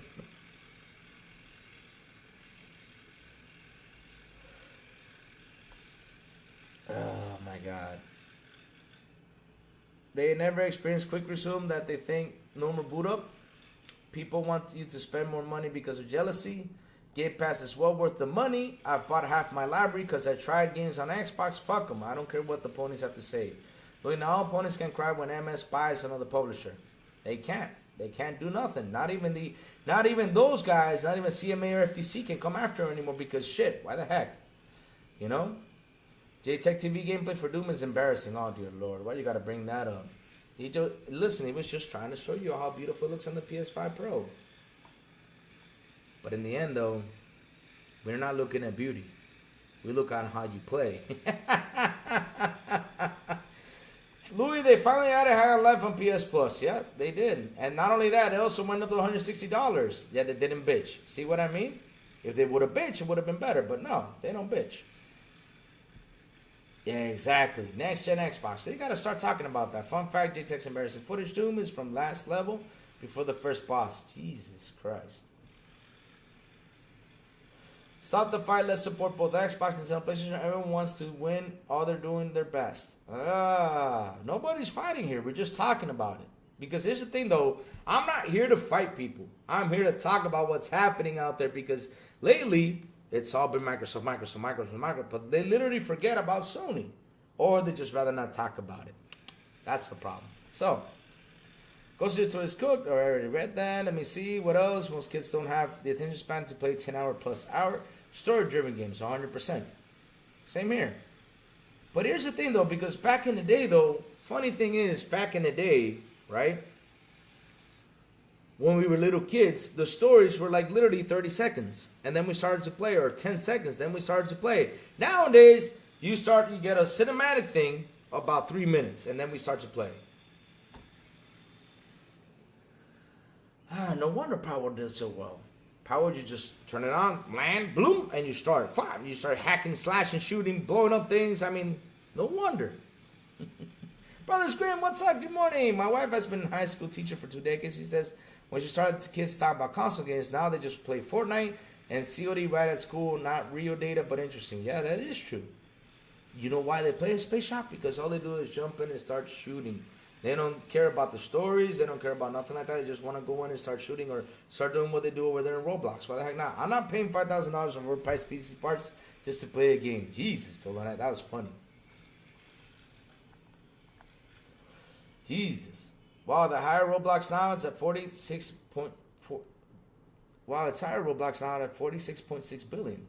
My daughter spent 300 on Roblox without my permission. Oh my God, what? Jesus, right? Yo, that's so serious. Get that credit card out, man.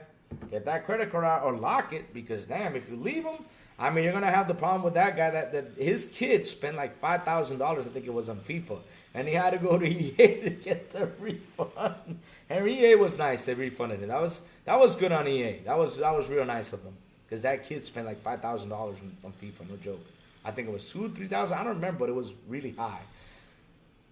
To be honest, I think Microsoft should have killed COD. Seriously, that game needs engagement in order to keep people playing and buying each year.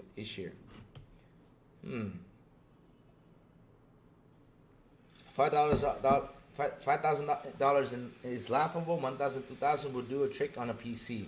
Microsoft China Edition recorded over 700 million players into 2023. Yeah, my final was around 2,000. Took me months to get finally all the parts. Why were people crying about that their PC couldn't play Starfield? Oh, you remember that? That was so funny. They wanted to do something to put in 60 FPS, but while they were bitching about getting 60 FPS, Dolo Night, we were playing in 30 FPS and having our fun. That is so hilarious. They were bitching like, yeah, you did not get this thing out. It sucks. I can't play. It's been crashing. I'm like, I don't understand. Why don't you just wait for them to give you a good patch and that's it? But no. You guys wanted to force it. And there you go. Software worked fine on my Series X and 1002 Ragtag gaming laptop. What like a new Punch-Out? Oh, I miss Punch-Out too. Playing a game in PC is pain in the ass. Too many things we have to do before I play a game. Fuck you. What was the goodbye for? It's Chris. You don't trying to shame. Trying to trigger people with all support PC here. Chill. John TJ with a beautiful and an awesome $5 super chat. He says, Dragon Age Veil Guard was a woke game. Louis, why do I hear a truck in the background? That's not a truck. It's a freaking guy. Let me go see where they're at. Hold on. Let me go see where they're at. Where is this sound coming from? Because we got a construction back here.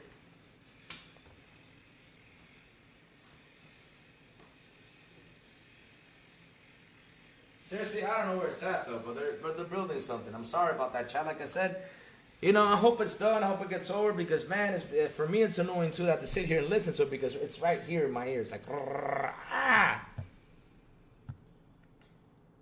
That's the difference with this channel. It's not a finance channel, it's a gaming channel. 100%. That's what we do, right?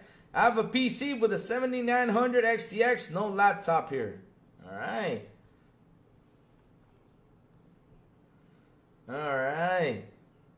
Console fanboys don't realize that you can build a good PC for under 1,800. Starforge PCs are selling pre-builds for 1,700 that have a 1070 that claims about 3,000 or 4,000 are bullshit. Wow. Damn. Who went pew pew pew pew? I gotta see who went pew pew pew pew pew because you know I'm not on the YouTube channel. I'm in here with the Streamlabs. Chris Green, what does he say? Xbox games are going to place. Oh, okay. Oh, no wonder he got pew pew. Dear Lord, he came in with some crazy stuff. Let me see.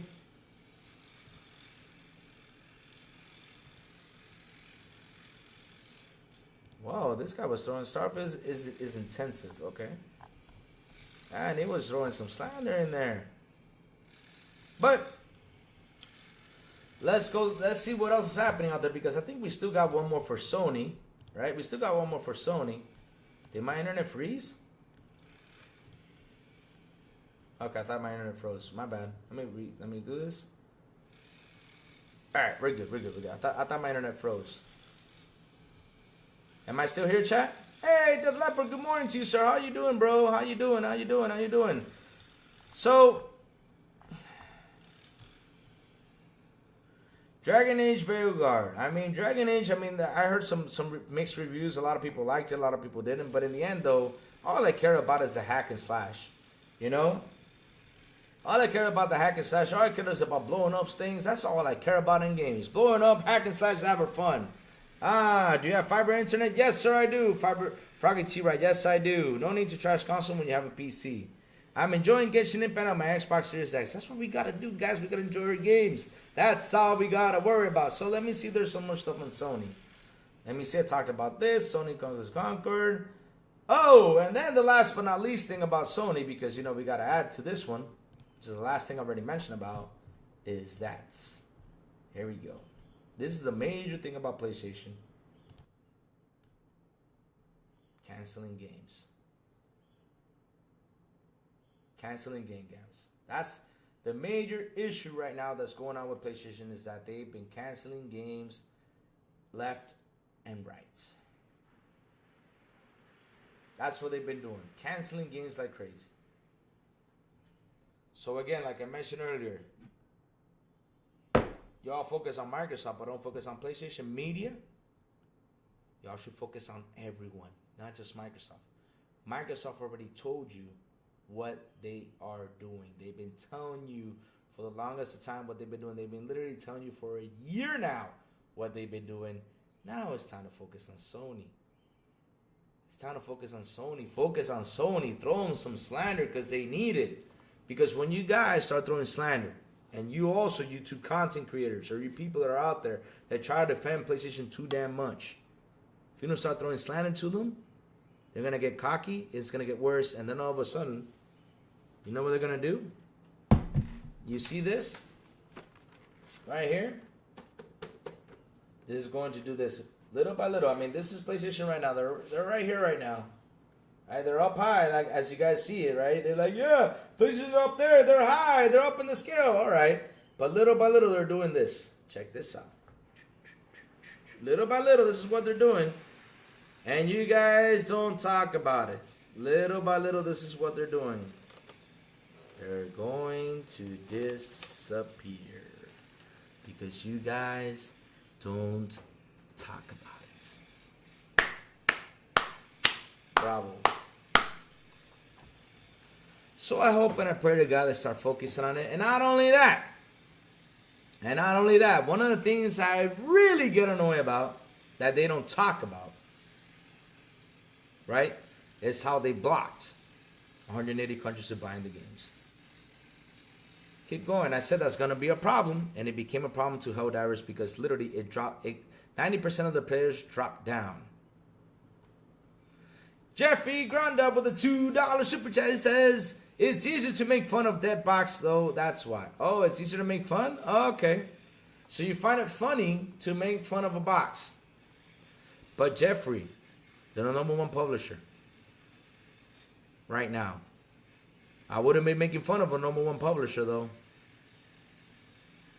Which is a bigger thing than being #1 in console sales, bro.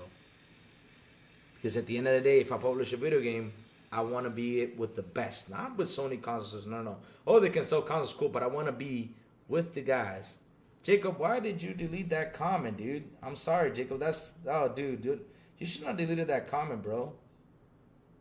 That was a $2 super chat. The man gave out a $2 super chat. You go ahead and delete that comment like that, man. No. I'm sorry, Jacob. That was not cool, man. That was not cool. Even though it was a hateful $2 super chat, but in the end, though, this man put out his hard-earned money and wanted to put it out, man. You cannot deny that, bro. I'm sorry.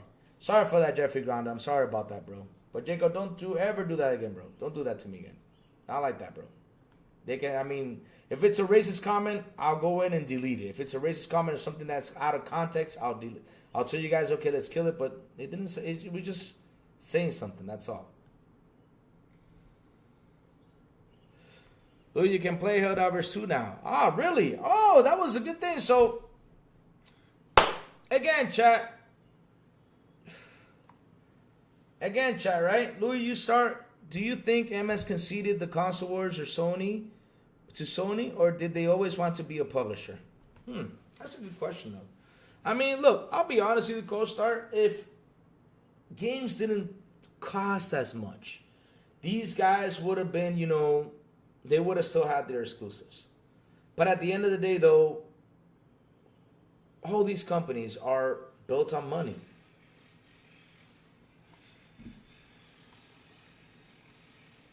That is the number one, that is the thing. These consoles are built on money. Now, how do I get the money? Should I keep it exclusive by having $300, $500 million games? No, I shouldn't. I shouldn't. I can't leave it exclusive. I got to send it out there. Now, if they had like Nintendo and everything, right? They had like a good business like Nintendo does, and I put, for example, Halo out there and it sells 30 million copies in 1 month or 25 million, then trust me, they wouldn't have gone to publisher. But with games costing so much, even Sony did it. Because the thing is, nobody brings up the Sony subject because they are too scared to bring up the Sony subject, right? They are too scared to bring it. Because at the end of the day, though, Sony started doing this. I mean, Sony only had exclusives in... No, it's not that. I mean, they can put, like I said, Jacob, if it's like a racist comment or anything, I mean, I'll even go myself, And it just called it a dead box. That's all. Because it's easier to make fun of, right? That's what he said. But it wasn't like a mean comment, though, or offensive comment. So we cannot delete a super chat. That's crazy. I would never do that. Unless if it's a derogatory one or a mean one, then hell yeah. Against anything, I don't support that here on this channel. But yeah. But like I was saying, though, even PlayStation started to do that. They started to put their games on PC. I mean, they even put Lego Horizon into Nintendo. They took that decision because in the end, though, it's all about making money. That's what it is. Tencent is word that Microsoft will surpass them as #1 game publisher and moneymaker in the gaming industry. And to be honest, though, being the #1 gaming publisher is actually a good thing. Now, people, like I said, they're trying to always find the negative thing about Xbox. Will they make more hardware? Will they not? Or are they killing the fanboys or anything, or the loyalty to the fans, the identity? Explain to me, when is this like an identity thing? This is just a console where you play games. You prefer to play on that console? Cool, play on that console. You want to be fans of the console? Be a fan of the console, but be a fan and express why you're a fan and express all the good stuff. But don't be going out there saying, well, my Doom game is better than this game over here, all this stuff. Because at the end of the day, though, right? Because shit, it's just not worth this fighting for. All this fighting has caused a lot of commotion. All this fighting has caused a lot of stuff that we've been bullied. We've been pushed around because of what? Of a plastic box? Are you serious? I mean, I don't let them bully me. I just laugh at them. But in the end, though, some people take it too serious. Like, for example, I saw the other day, someone made a profile about someone I do some podcasts sometimes, and they said this guy is a thing. I don't even say the word because it's disgusting, the word they used. And I was like, are you guys serious? You guys have to create a profile out there on Twitter to shame this man because you don't agree with his opinion and call him that? Like, for example, I heard something on the space that someone called Phil something. I was like, what? I mean, you got to have guts to be saying that on a space. I mean, it's crazy. It was on a Tim Doc space that they said it. But in the end, though, guys, I mean, the whole fanboy thing is just, it shambles, it's crazy. It shambles and it's crazy. But yeah. In the end, though, chat, Like I said, media doesn't talk about it. Look at what I did. I sat here for literally almost an hour and gave you a lot of examples about how Sony is doing. Gave you a lot of examples about how Sony is doing. That's what I did. How is it going and everything, but they didn't focus on that, and nobody talks about it. They rather, go out there and stand their Xbox, or go out there, put on their shirt, and say, now I'm part of PlayStation, I'm leaving Xbox, or saying I'm not going to buy the next Xbox console, or saying that this and that. I mean, I don't have no point in looking at this. Are you serious? I mean, I laugh at you all. I mean, I got a question. Do you got a lot of income coming in? Because shit, if you got a lot of income, man, coming into your pocket, then of course you shouldn't worry about Xbox. But at the end of the day, though, are you willing to pay $70 for a license? Because for me, what's better, 70 or 20? I'd rather pay 20 and save those $50 for those games. And down the road, of course, if I want to purchase them to keep them in my digital library, I will purchase them. If I'm a big fan, I will purchase them. Like, for example, Xbox has helped me save so much money, I can buy the Doom Collector's Edition. Thank you, Xbox. I can buy the Doom Collector's Edition. That's not a problem. That's the point. You got to save money at the end of the day, chat. So,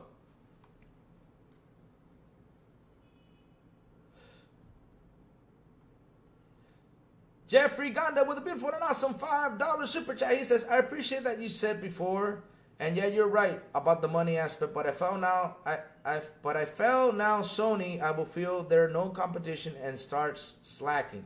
Now the thing is, Jeffrey, they've been slacking this generation. I'll tell you why. Because ever since, Jim Ryan took to the lead, because, a lot of people like to point fingers at Holst, right?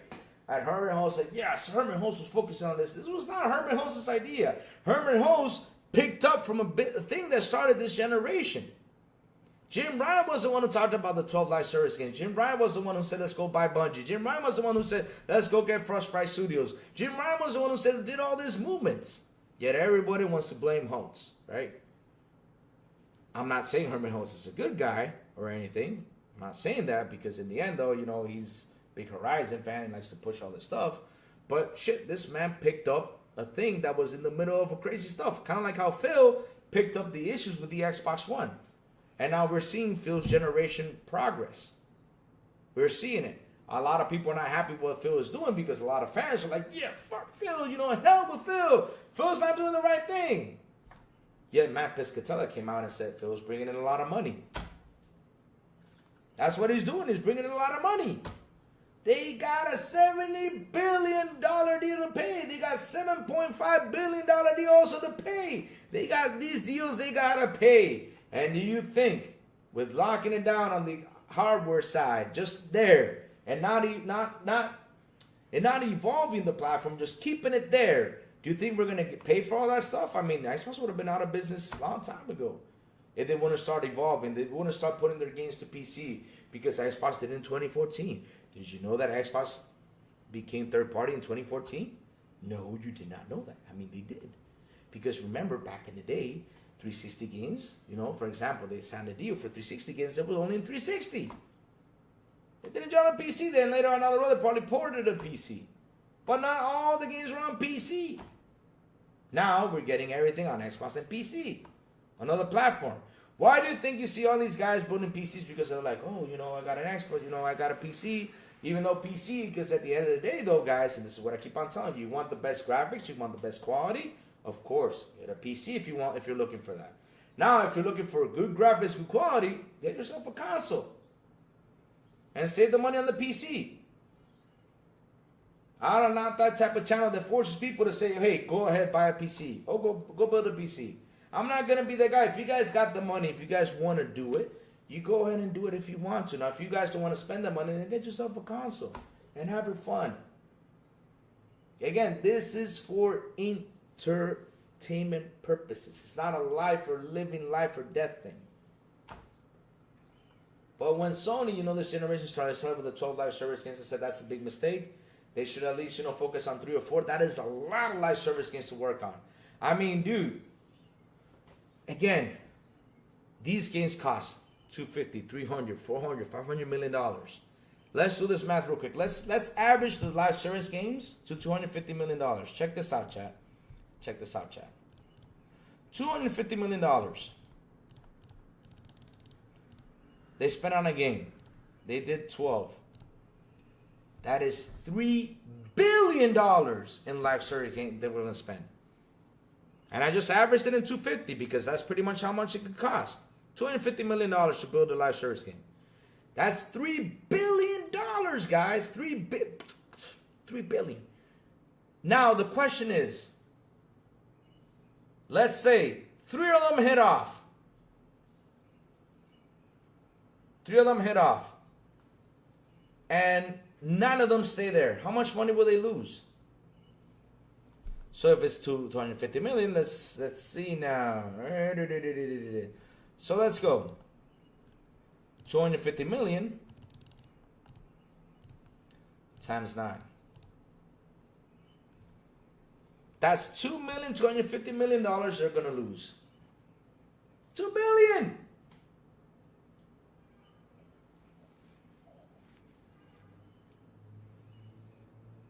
See what I mean?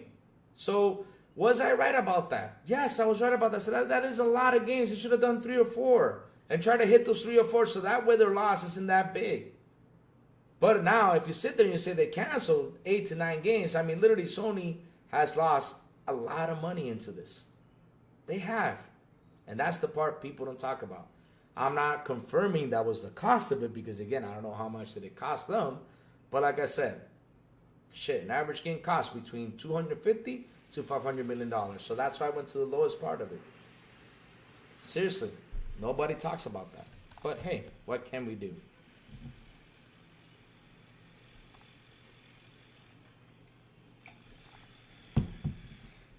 Little game prices could go up this year. They could be paying more. Oh shit, that's crazy.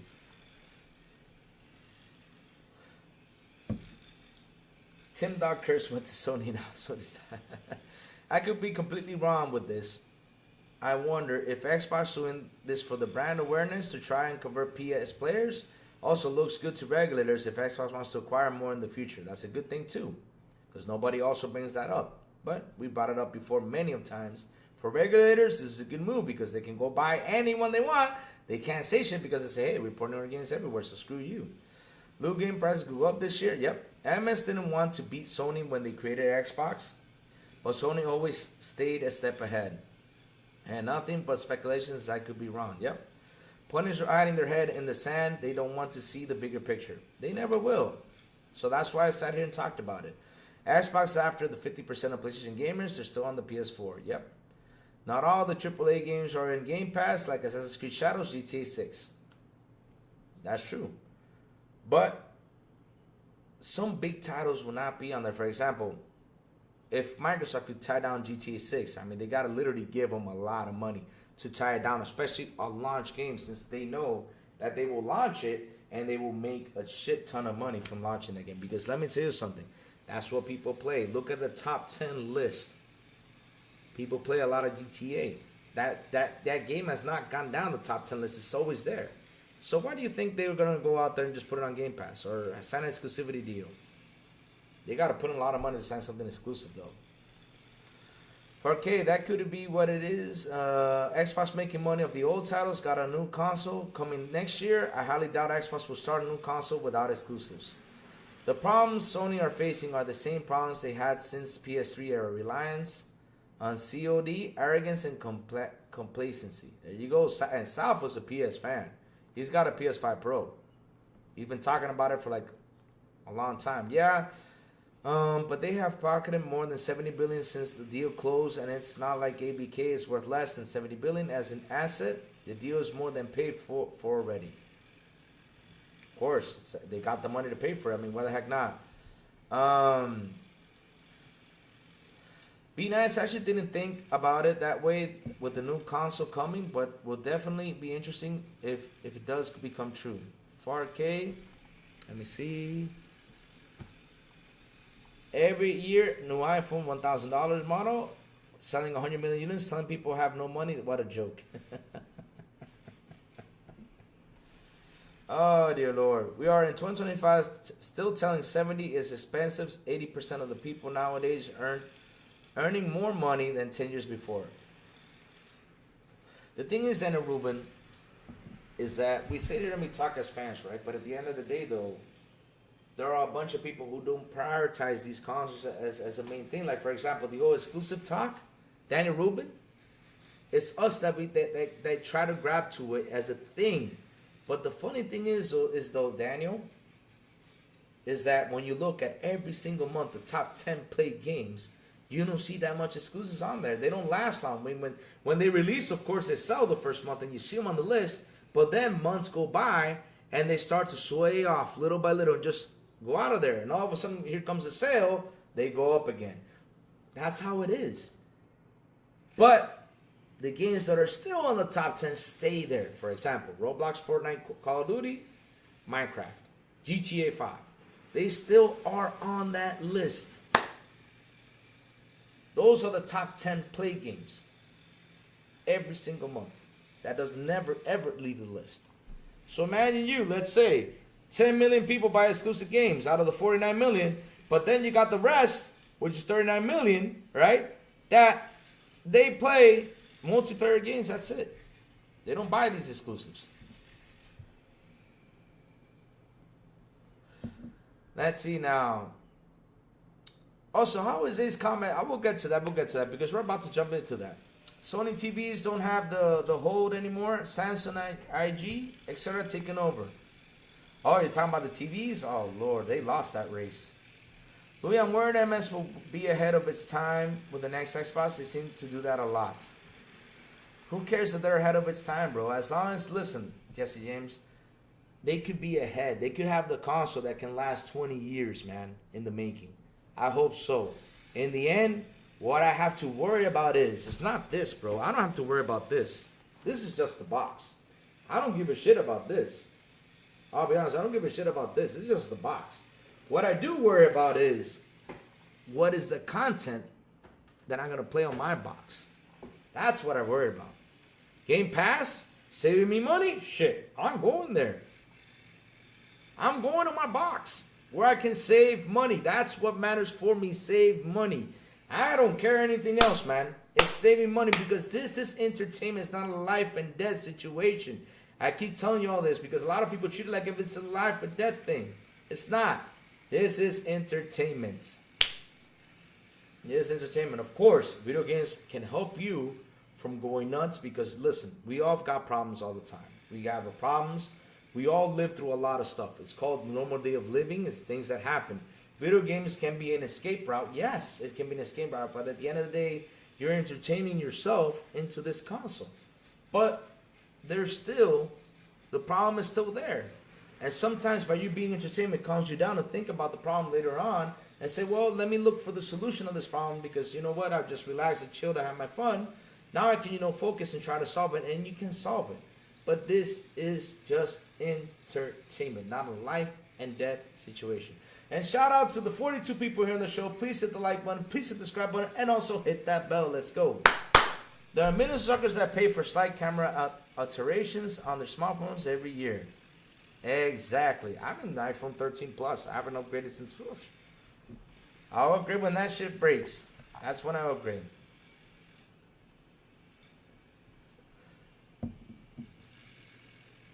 Let me see now. Says Alejandro, then why do you have it then? Why do I have what? The PS5? I'll tell you why I have it, says Alejandro Garcia. I'll tell you why. I bought the PS5, right? Because PlayStation had a beautiful lineup. They had a beautiful lineup last generation. And what happened to the lineup? It's gone. That's why I bought the PS5. Because of the beautiful lineup they had. It's gone. That's what I care about is the content they make. The box is just a box. Of course, it's a gateway to open to play the games. Cool. But in the end, though, what's happening with their content? That's what I worry about. When I see a company that's canceling games left and right, when I see a company that a lot of third-party publishers have decided to go eject, when I see a company that's having a lot of issues, right? Shit, people don't talk about it, but I will talk about it because I'm not afraid of nothing. I will talk about what they're going to do. Come over here and slander me because I'm speaking out the truth? Shit. I just open up. Listen, this is funny. I sat here this morning and in 5 minutes I already opened up all the issues with PlayStation. If I open the Xbox issues, which the issues last year was they closed down 4 studios, yet they sold one. So it was basically 3 they closed down, right? They canceled some games that were in process that they saw, they're like, nah, let's not work on this, but that was ABK stuff, right? They canceled, for example, some ideas that were pitched in, of putting Master Chief or whatever. But in the end, though, right, it's not as crazy as Sony's because this is a lineup they had, and they announced it 3 or 4 years ago, pretty much at the beginning of the generation. And yet they've been canceling this left and right, so that's 3 or 4 years put into this being canceled. That's what y'all don't think about, the time, the money that was badly spent on there. Nobody talks about that. Hey, oh, there you go. Damn, why so serious? Why you gotta throw that slander like that? He bought a PS5 to play PS4 remaster games. Damn. I tell people to buy a full 70 for a game. This will help game companies to a lot. This will make them make another game title.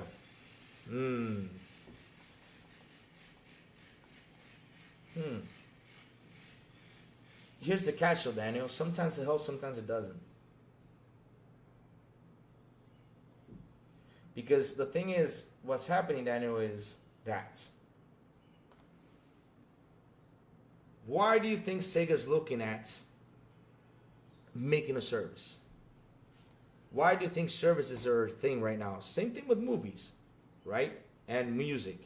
Back in the day, we used to go out and buy a CD. Back in the day, we used to go out and buy a movie. Or back in the day, we just bought one thing. Now with the service, we get to watch all these movies, paying a service a month. We don't have to buy the movies. You just watch them. We watch them again as much as we want, right? We have our fun. We watch them. We have our fun. Same thing with, what's it called? With, music. You had to buy a CD for just that one song. Now we just go to Spotify and do this. Why do you think services are there? Because services are the thing you pay every single month. They got all these games on there, but services rack up money. And when you sit there and you see how much you make at the end of the day, right, every single year, it's a lot of money that's being made. That's why you got a service. Service brings up a lot of money. Sometimes the 70-year works, sometimes it doesn't. Because at the end of the day, though, Daniel, the thing is about these games, right? For example, Vampire Survivors came out. How did we take courage on Vampire Survivors? Because it dropped into Game Pass. That's why we went out there and played it because people talked about it. Now we became a fan of Vampire Survivors. Became a fan of Vampire Survivors. Now we see Vampire Survivors 2 come out. We're like, oh yeah, Vampire Survivors 2, let's go play it. Because we're a fan. I got Vampire Survivors on mobile. I got Vampire Survivors on the Xbox. Man, I have fun with Vampire Survivors. That's the Game Pass effect. Now, if that game would have released out there, but we would have looked at it? No, we would have said, oh, look at this 8-bit game. We don't care about it. Let's keep on going.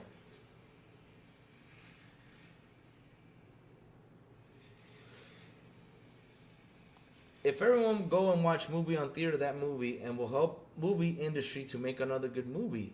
Same goes to games also. But remember, Dan Ruman, they released the movie. Remember, they release the movie in movie theaters, the money gets racked up, right? Okay, they make the money, they cover the cost and everything. Sometimes they don't. And sometimes when they go out there to services, they make that money back with the services out there.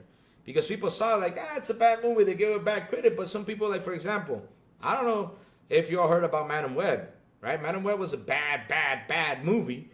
But when it went into services, people started to watch it and saw how bad it was, and that brought up the money back.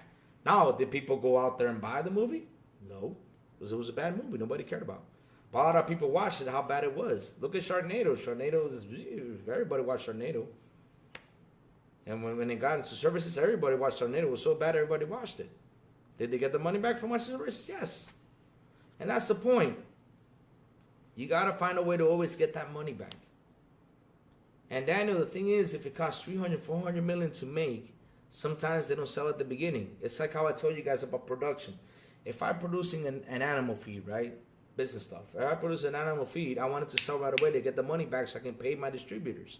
Now, if Microsoft makes a game that costs $300, $400 million, these companies, so they want to get that money back right away to pay everything off that they spend the money on. Same thing with Sony. I mean, even Yoshida came out and said it. You want a new PlayStation IP? Pay for the remasters. God damn.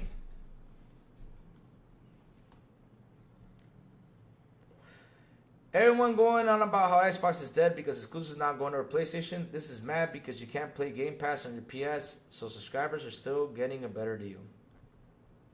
They don't speak on that. They rather speak on the doom and gloom because the doom and gloom gets you clicks. Now here, I'm talking about the future of PlayStation. Is it at risk or is it not? But I'll be honest with you, I don't like the way PlayStation is looking.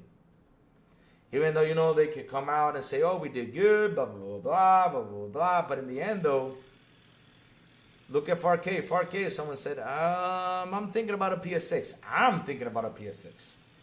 Something that has never happened to me. I'm thinking about getting a PS6. Look at the Pro. Did I fall into the Pro trap? No. That was a stupid move. I'm sorry. I got to say it was a stupid move. Of course, along the way, it's going to get better, yeah. But in the end, though, I bought a Pro to go ask devs, hey, is this getting enhanced? Are you serious? They should automatically enhance that. What kind of question is that? That's the part they don't think about and realize. But hey, it is what it is. It is what it is. It is what it is. But what can we do, chat? What can we do?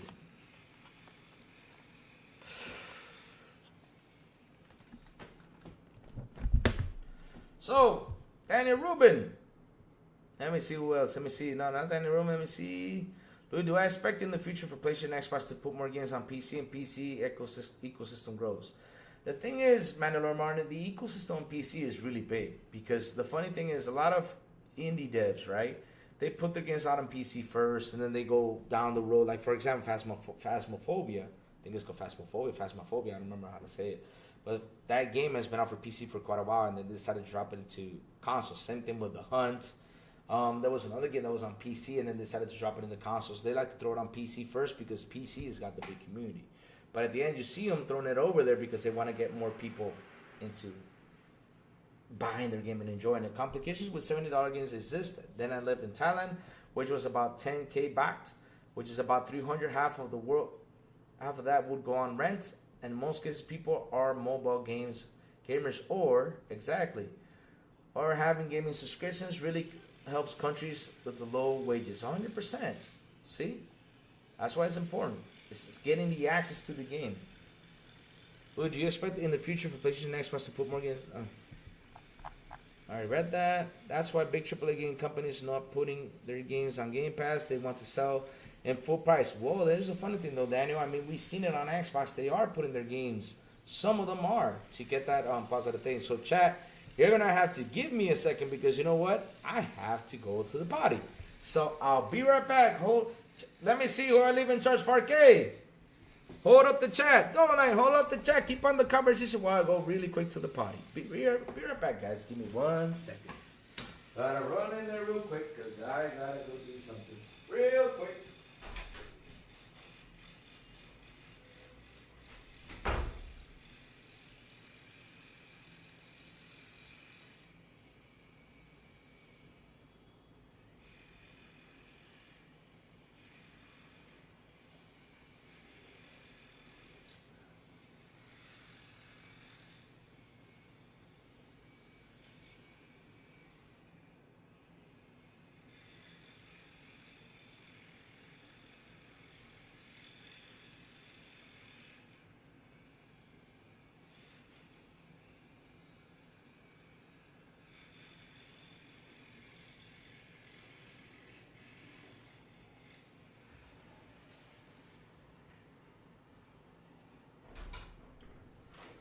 Good stuff. 1 second.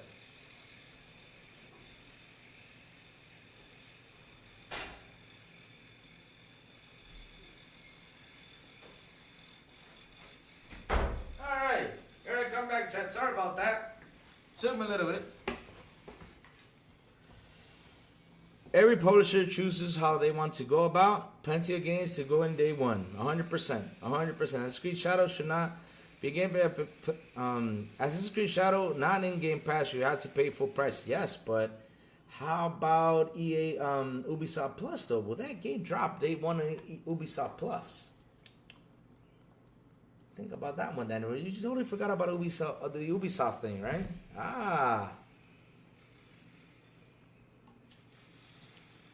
Here you go.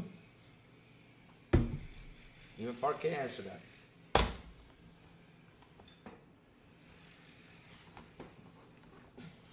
Will people take the time to try Eternal Strands, or would it just be buried? But GTA 5 can't be buried by anything. There you go. And Eternal Strands is a really good game. I mean, Sanchez is playing it. A lot of people are playing it. They've been talking so good about that game that really I want to give it a chance. They said a Zelda-like. Plume is playing it.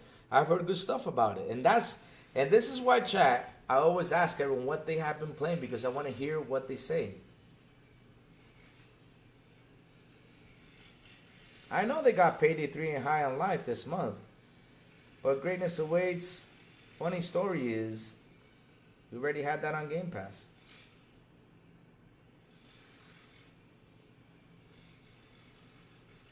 Oh, that was Christopher Dring.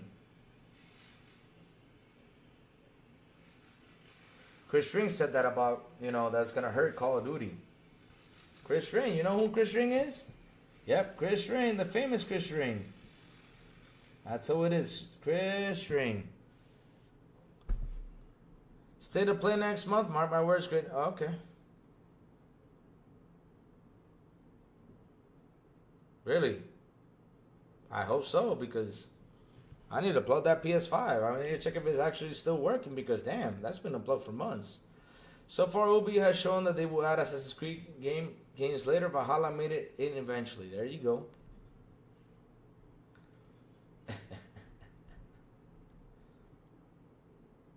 Payday 3 was bad versus... Oh, Jesus. Oh, my God. Greatness awaits. You know what? I'm about to do this to you. I can't believe you actually said that. I think you need to take a little break. I can't believe you said that. You're taking a little break, buddy.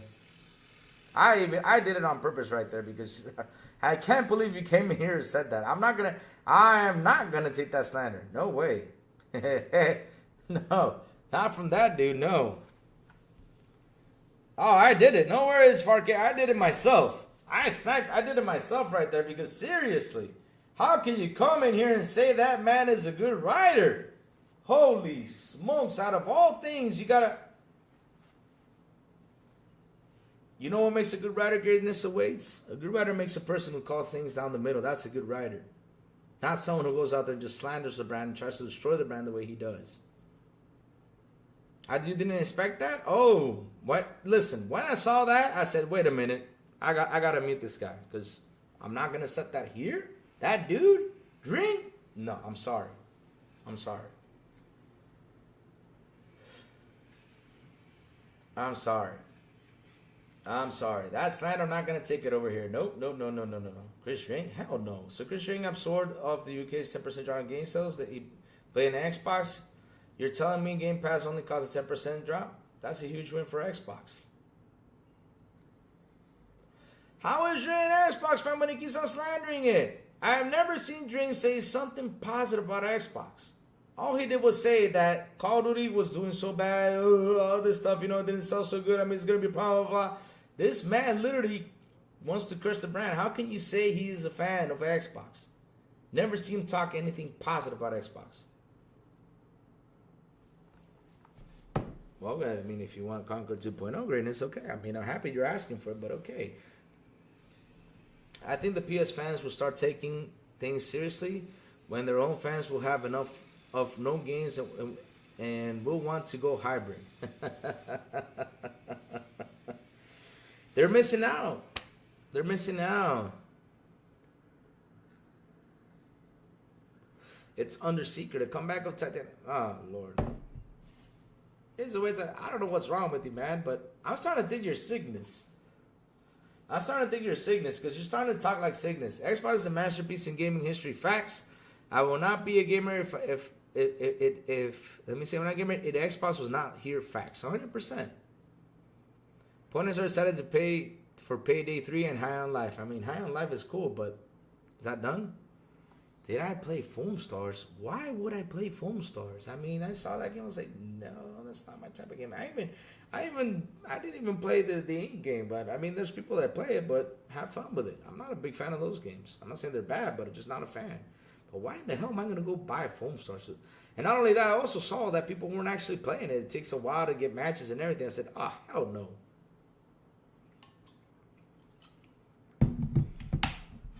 I don't know why that game has not been killed off yet, but damn, that's money badly invested right there.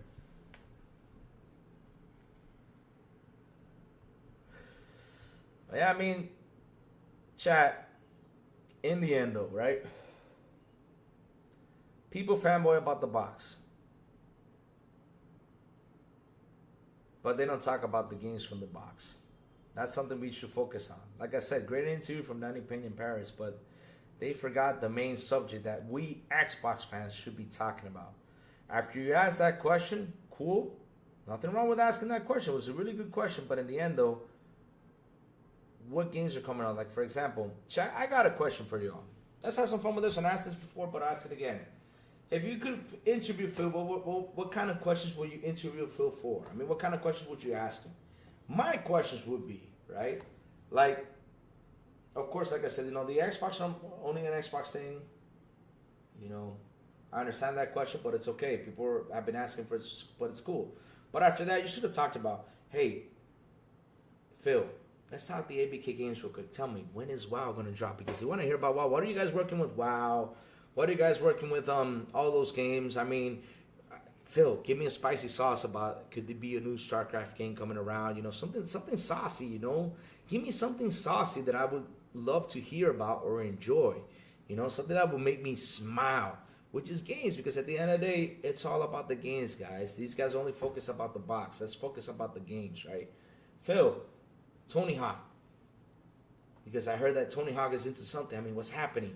Everyone, what's going on with everyone? I mean, we saw a picture. Tell me what's cooking. And have you guys tried it out like you guys did with State of Decay? You know, and how State of Decay coming around, stuff like that. I mean, will we get an announcement soon? Don't tell us when. Just say soon, when, or whatever. I mean, are you guys ready? What's going on? You know, that's what I want to hear. I want to hear about the games that, you know, that I enjoy and play. That's when I have a conversation about. Instead of, you know, saying, oh, yeah, is it going to be enhanced for my PS5 Pro? Is it going to be this? No. I want to hear about games. That's all I want to hear about. Come on, Phil, bring it. You know?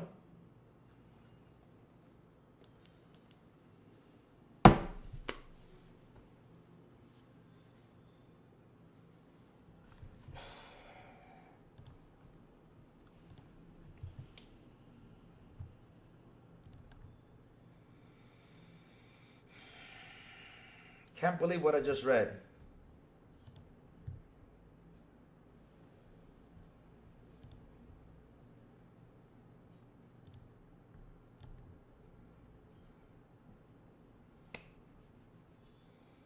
I don't care about your personal takes. Jesus. But it's doing that, I'm buying Snake Eater, but will be a good title to put in Game Pass. You know, even what's his name? Loke is waiting for that. Can you imagine that game dropping in there? I mean, Loke will be extremely happy. My buddy Loke. Can we get Game Pass awards? It would be great if Xbox version of People's Choice Awards. You know what? That's actually a good thing, though. I didn't think about it. But, you know, we should pitch that to Phil one day. See what he says. If he doesn't show, you know, Game Pass awards, what is like the #1 indie game? What is the #1 game over there? You know, shit, and put the first titles aside. Just go throughout the whole third party title things. You know, give the third party titles a chance. You know, and of course, yeah, you can put the first party titles. You know, to say, okay, what's gonna be, you know, the best first party title play game. You know, and things like that. You know, hey, that would be a good idea. Why not? That would be a good idea. What Xbox big games look like in the fall? For real. Oh, they're gonna look beautiful. They're gonna look beautiful. They're gonna look beautiful because like I said though, I mean down the road it's just gonna be awesome. This is gonna be awesome. Just finish installing Kingdom Come 2. Oh, Grizzly has some fun. Hacking and slashing. Go for it, brother. Okay, look, guys, I'm not a hardcore gamer, but I enjoy it when I can. Games purchased and games available through Game Pass will never have me think of PS5 or 6 unless Last of Us 3 is released. Herman Day, I don't even know when that's going to happen. I hope it does soon because they got a TV series going. That's money, you know, they got to announce soon because they got a TV series going. It's going to be in 2 parts. They decided to do a 2-part thing because at the end, though, that could mean that Last of Us 3 is coming around. I have to wait and see. Let's see what these guys are going to get mad about now.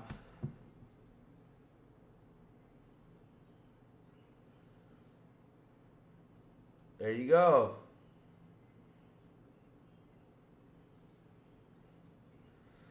Do you think State of Decay 3 is out this year? I don't know, man. I mean, what the thing is that we heard, I think it was Matt Booty who said that they went in there, tried out State of Decay, they played through it. So could it be around the corner? Hey, we might just see, you know? And if it's ready, greatness, then if it's ready, go for it. Let's see what happens. I mean, let's see if they announce it. If it's ready, go for it. Release it.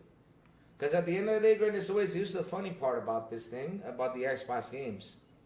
We're not worried about them. We're not worried about them because the funny thing is, this is why I talk a lot about Game Pass, right? Yes, Battlefield preview today, that's true. We got to see the Battlefield preview. So tomorrow, we're going to be talking Battlefield. Oh, baby. I hope this Battlefield is a spicy one. I need it. I need it. I need it. I need it. I need a spicy Battlefield. I need it, guys. I need it.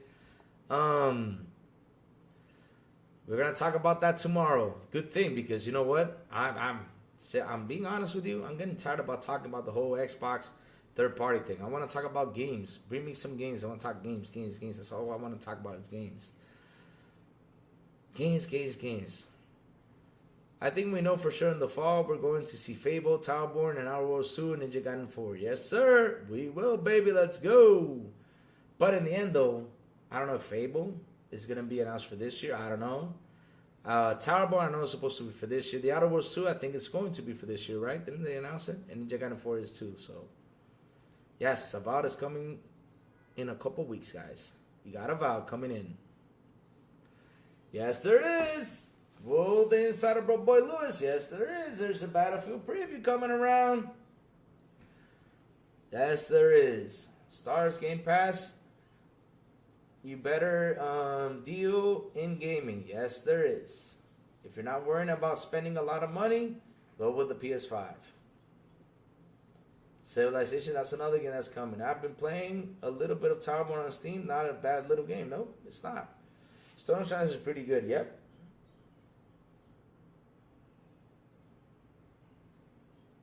Yep. That's how it is, chat. That's how it is. Can't wait for the Battlefield preview. Can't wait to see what they're going to bring to the table. I'm super hyped up about it. Super hyped up about it. Let's see what we're going to bring into the table. And chat, remember when I was mentioning the lawsuit earlier? The thing was, they settled that lawsuit. So that lawsuit is pretty much the same over in the UK. Let's see how Sony's going to do with that one. It's going to be in March. I don't know what's going to happen after that one, but damn, it's crazy. It's crazy.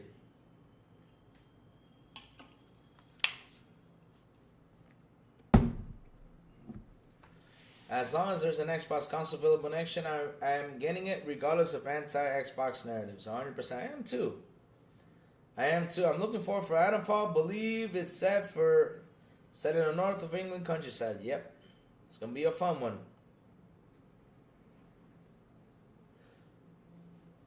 Oh, I hope not.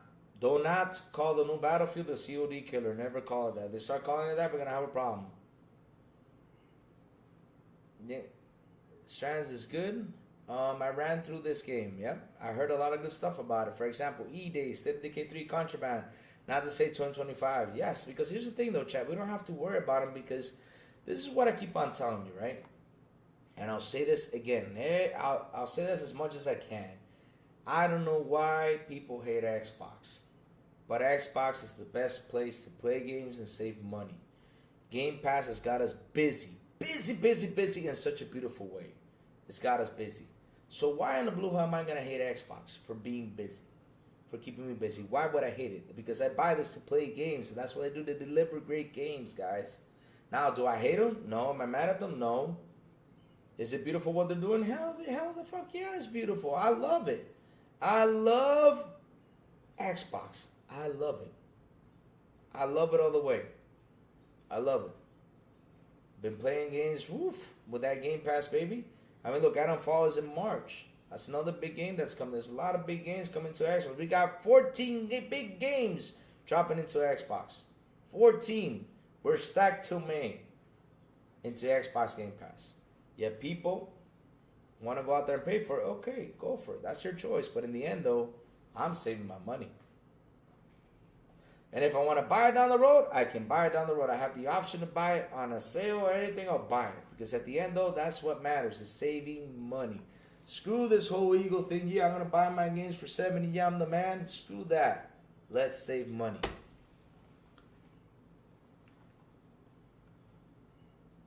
I don't think first Berserker Kazan is in Game Pass, though. Would be nice. I don't think it is. Let's confirm that. I don't want to confirm it that way, but I think it's not. Delta Force Blackhawks is upcoming to console hopefully this year too. Been playing the beta on Steam. Oh man, I want to play that Black Hawk Down game. Ooh, I want that game so bad. Ooh, the first Berserker Kazan in Game Pass. I don't think that game was announced for Game Pass. Let me check. I'll check.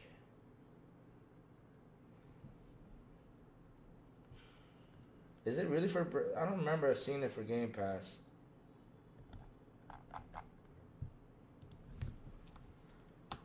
Will it be available? I don't see it though.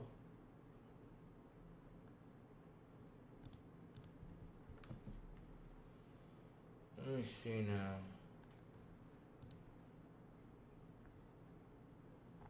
I don't think it's a Game Pass title. I don't remember seeing it.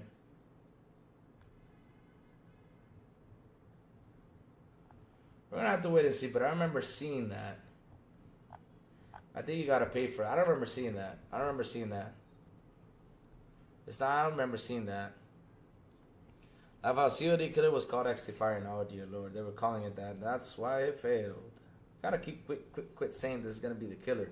We gotta see this is the game that's gonna compete. It's like with Marvel Rivals, like I said, Marvel Rivals is gonna cause a little bit of trouble to whether to overwatch, because Marvel Rivals is a good game, to look at. And there it is. It's causing the trouble. But I never said it's gonna kill it, but it's gonna be a thing that's gonna cause a little bit of commotion over there. I know we be nice, we get confused sometimes, but I remember seeing it. It could be, don't get it wrong, it could be, but we're gonna have to wait and see. We have to wait and see. We have to wait and see. But chat, listen up.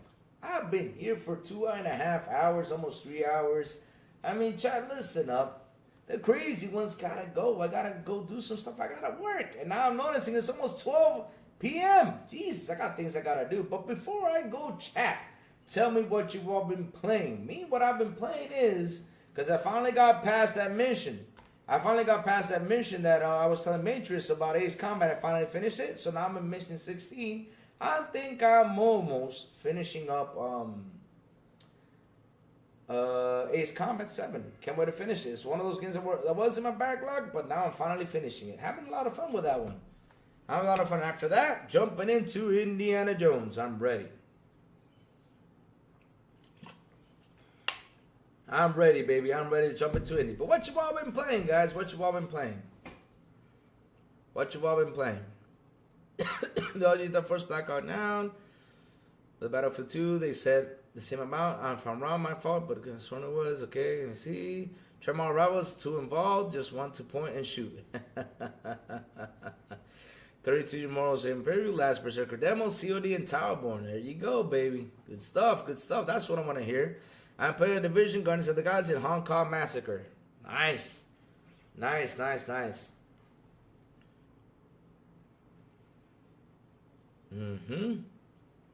Man, Ace Combat is a lot of fun. I like to play those type of games, flying around and just shooting things up. I like that stuff. I love that stuff. It's good stuff. Started Sniper Elite Resistance. Nice. And what I like about Sniper Elite, it's not a big open world game. It's a semi-open world game. And you get to choose your way to battle through all that stuff, to get to your goal. It's a good, fun game. I like Sniper Elite. I like the whole X-ray vision thing. It's just so beautiful. When you shoot that bullet, just... Man, it's beautiful. I got Orcs Must Die. That trap installed. I'm waiting for me to try. Oh, there you go. Hong Kong Massacre for sale for good price. There you go. How about the Top Gun Maverick ad on SCOP, but never played it. Oh man, you got to use the plane called the Dark one. Darks. I don't remember what the plane is called, but that plane is super fast. I mean, I'm jetting through things, and it's also got these missiles that are guides to blowing up things on the ground. Man, I'm having fun with that game. I wanted to play 33 Monos beta, but it won't play on Xbox or even PC Xbox app. Just got stuck on loading long before the main menu. No! Been playing Sniper Elite, New Star GP on PC. Nice. See? Tales of Arise. There you go. Man, you see, chat talking about games now. See? That's what I always ask about games. That's what I want to hear, that everybody's playing a game. They're not here just throwing slander. They're playing games. That's what I love to hear about chat. Let's go. That's what I want to hear.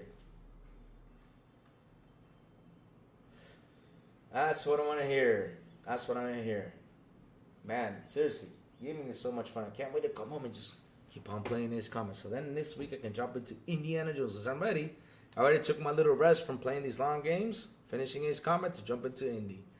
So let's check it out, everybody. It's leaving an impasse soon. There you go. For a small game. There you go. So chat, thank you all for hanging out with me today. Thank you all for listening to my opinion about PlayStation Future. I don't like all the way things are going, but everybody talks Xbox. But you know what? I decided to talk about PlayStation. I'm not afraid to do it. Because in the end, I want things to be better on every side, right? That's why we care. Competition is always healthy. Competition is always good. That's how it is. Thank you all for hanging out with me today. Thank you all for your super chats. Supposedly niggas getting an update soon. Oh, should I wait for that update? I got to start on that game right away. I can't wait for the update. I got to start it right away. Because if I keep on waiting, there's more games dropping and I won't even look at it. So I got to start it right away. But thank you all for hanging out with me. Thank you all for memberships. Thank you all for the super chats. You guys rock. You guys are awesome. I love you guys to death. I seriously do. I really do. You guys, always take over the show. And it's always a lot of fun. Reading your opinions is always fun. All right, Nation 19, let's go. Woohoo! Let's go. Almost there, guys. You see, I'm almost there. Finishing the game. Let's go. I think I'll finish it for today. Hell yeah. So, chat. Hit the like button. Hit the subscribe button. And also hit that bell so it can tell you when next Behind content comes on. And, guys, have a beautiful, and an awesome Monday, and as always, I will see y'all on the Xbox International Podcast this Wednesday at 7 p.m. ET with Sourblow, the Big Plume, and Silent Cypher. And if they invite me, and if they don't, XBI in Espanol on Fridays at 7 p.m. ET with Captain Elvis, Echono Shaddai, Aska Gaming, and Aska's not there again. Metal Berserker and Alien Cita. And last but not least, Mondays through Saturdays, Good Morning with Crazy Lou Gaming. Here to promote the... Hey, tell her he got to promote my show, Grizzly. You got to promote my show. Mondays through Saturdays, Good Morning with Crazy Lou Gaming. Man, guys, man. When I send the signal out on X, YouTube or Discord, that's why you gotta hit that bell so you can know when the crazy one goes on to talk about what's happening in the gaming news world. Have a beautiful day, y'all, and I will see y'all tomorrow morning on Good Morning with Crazy Lou Gaming. Have an awesome one, guys. Bye-bye.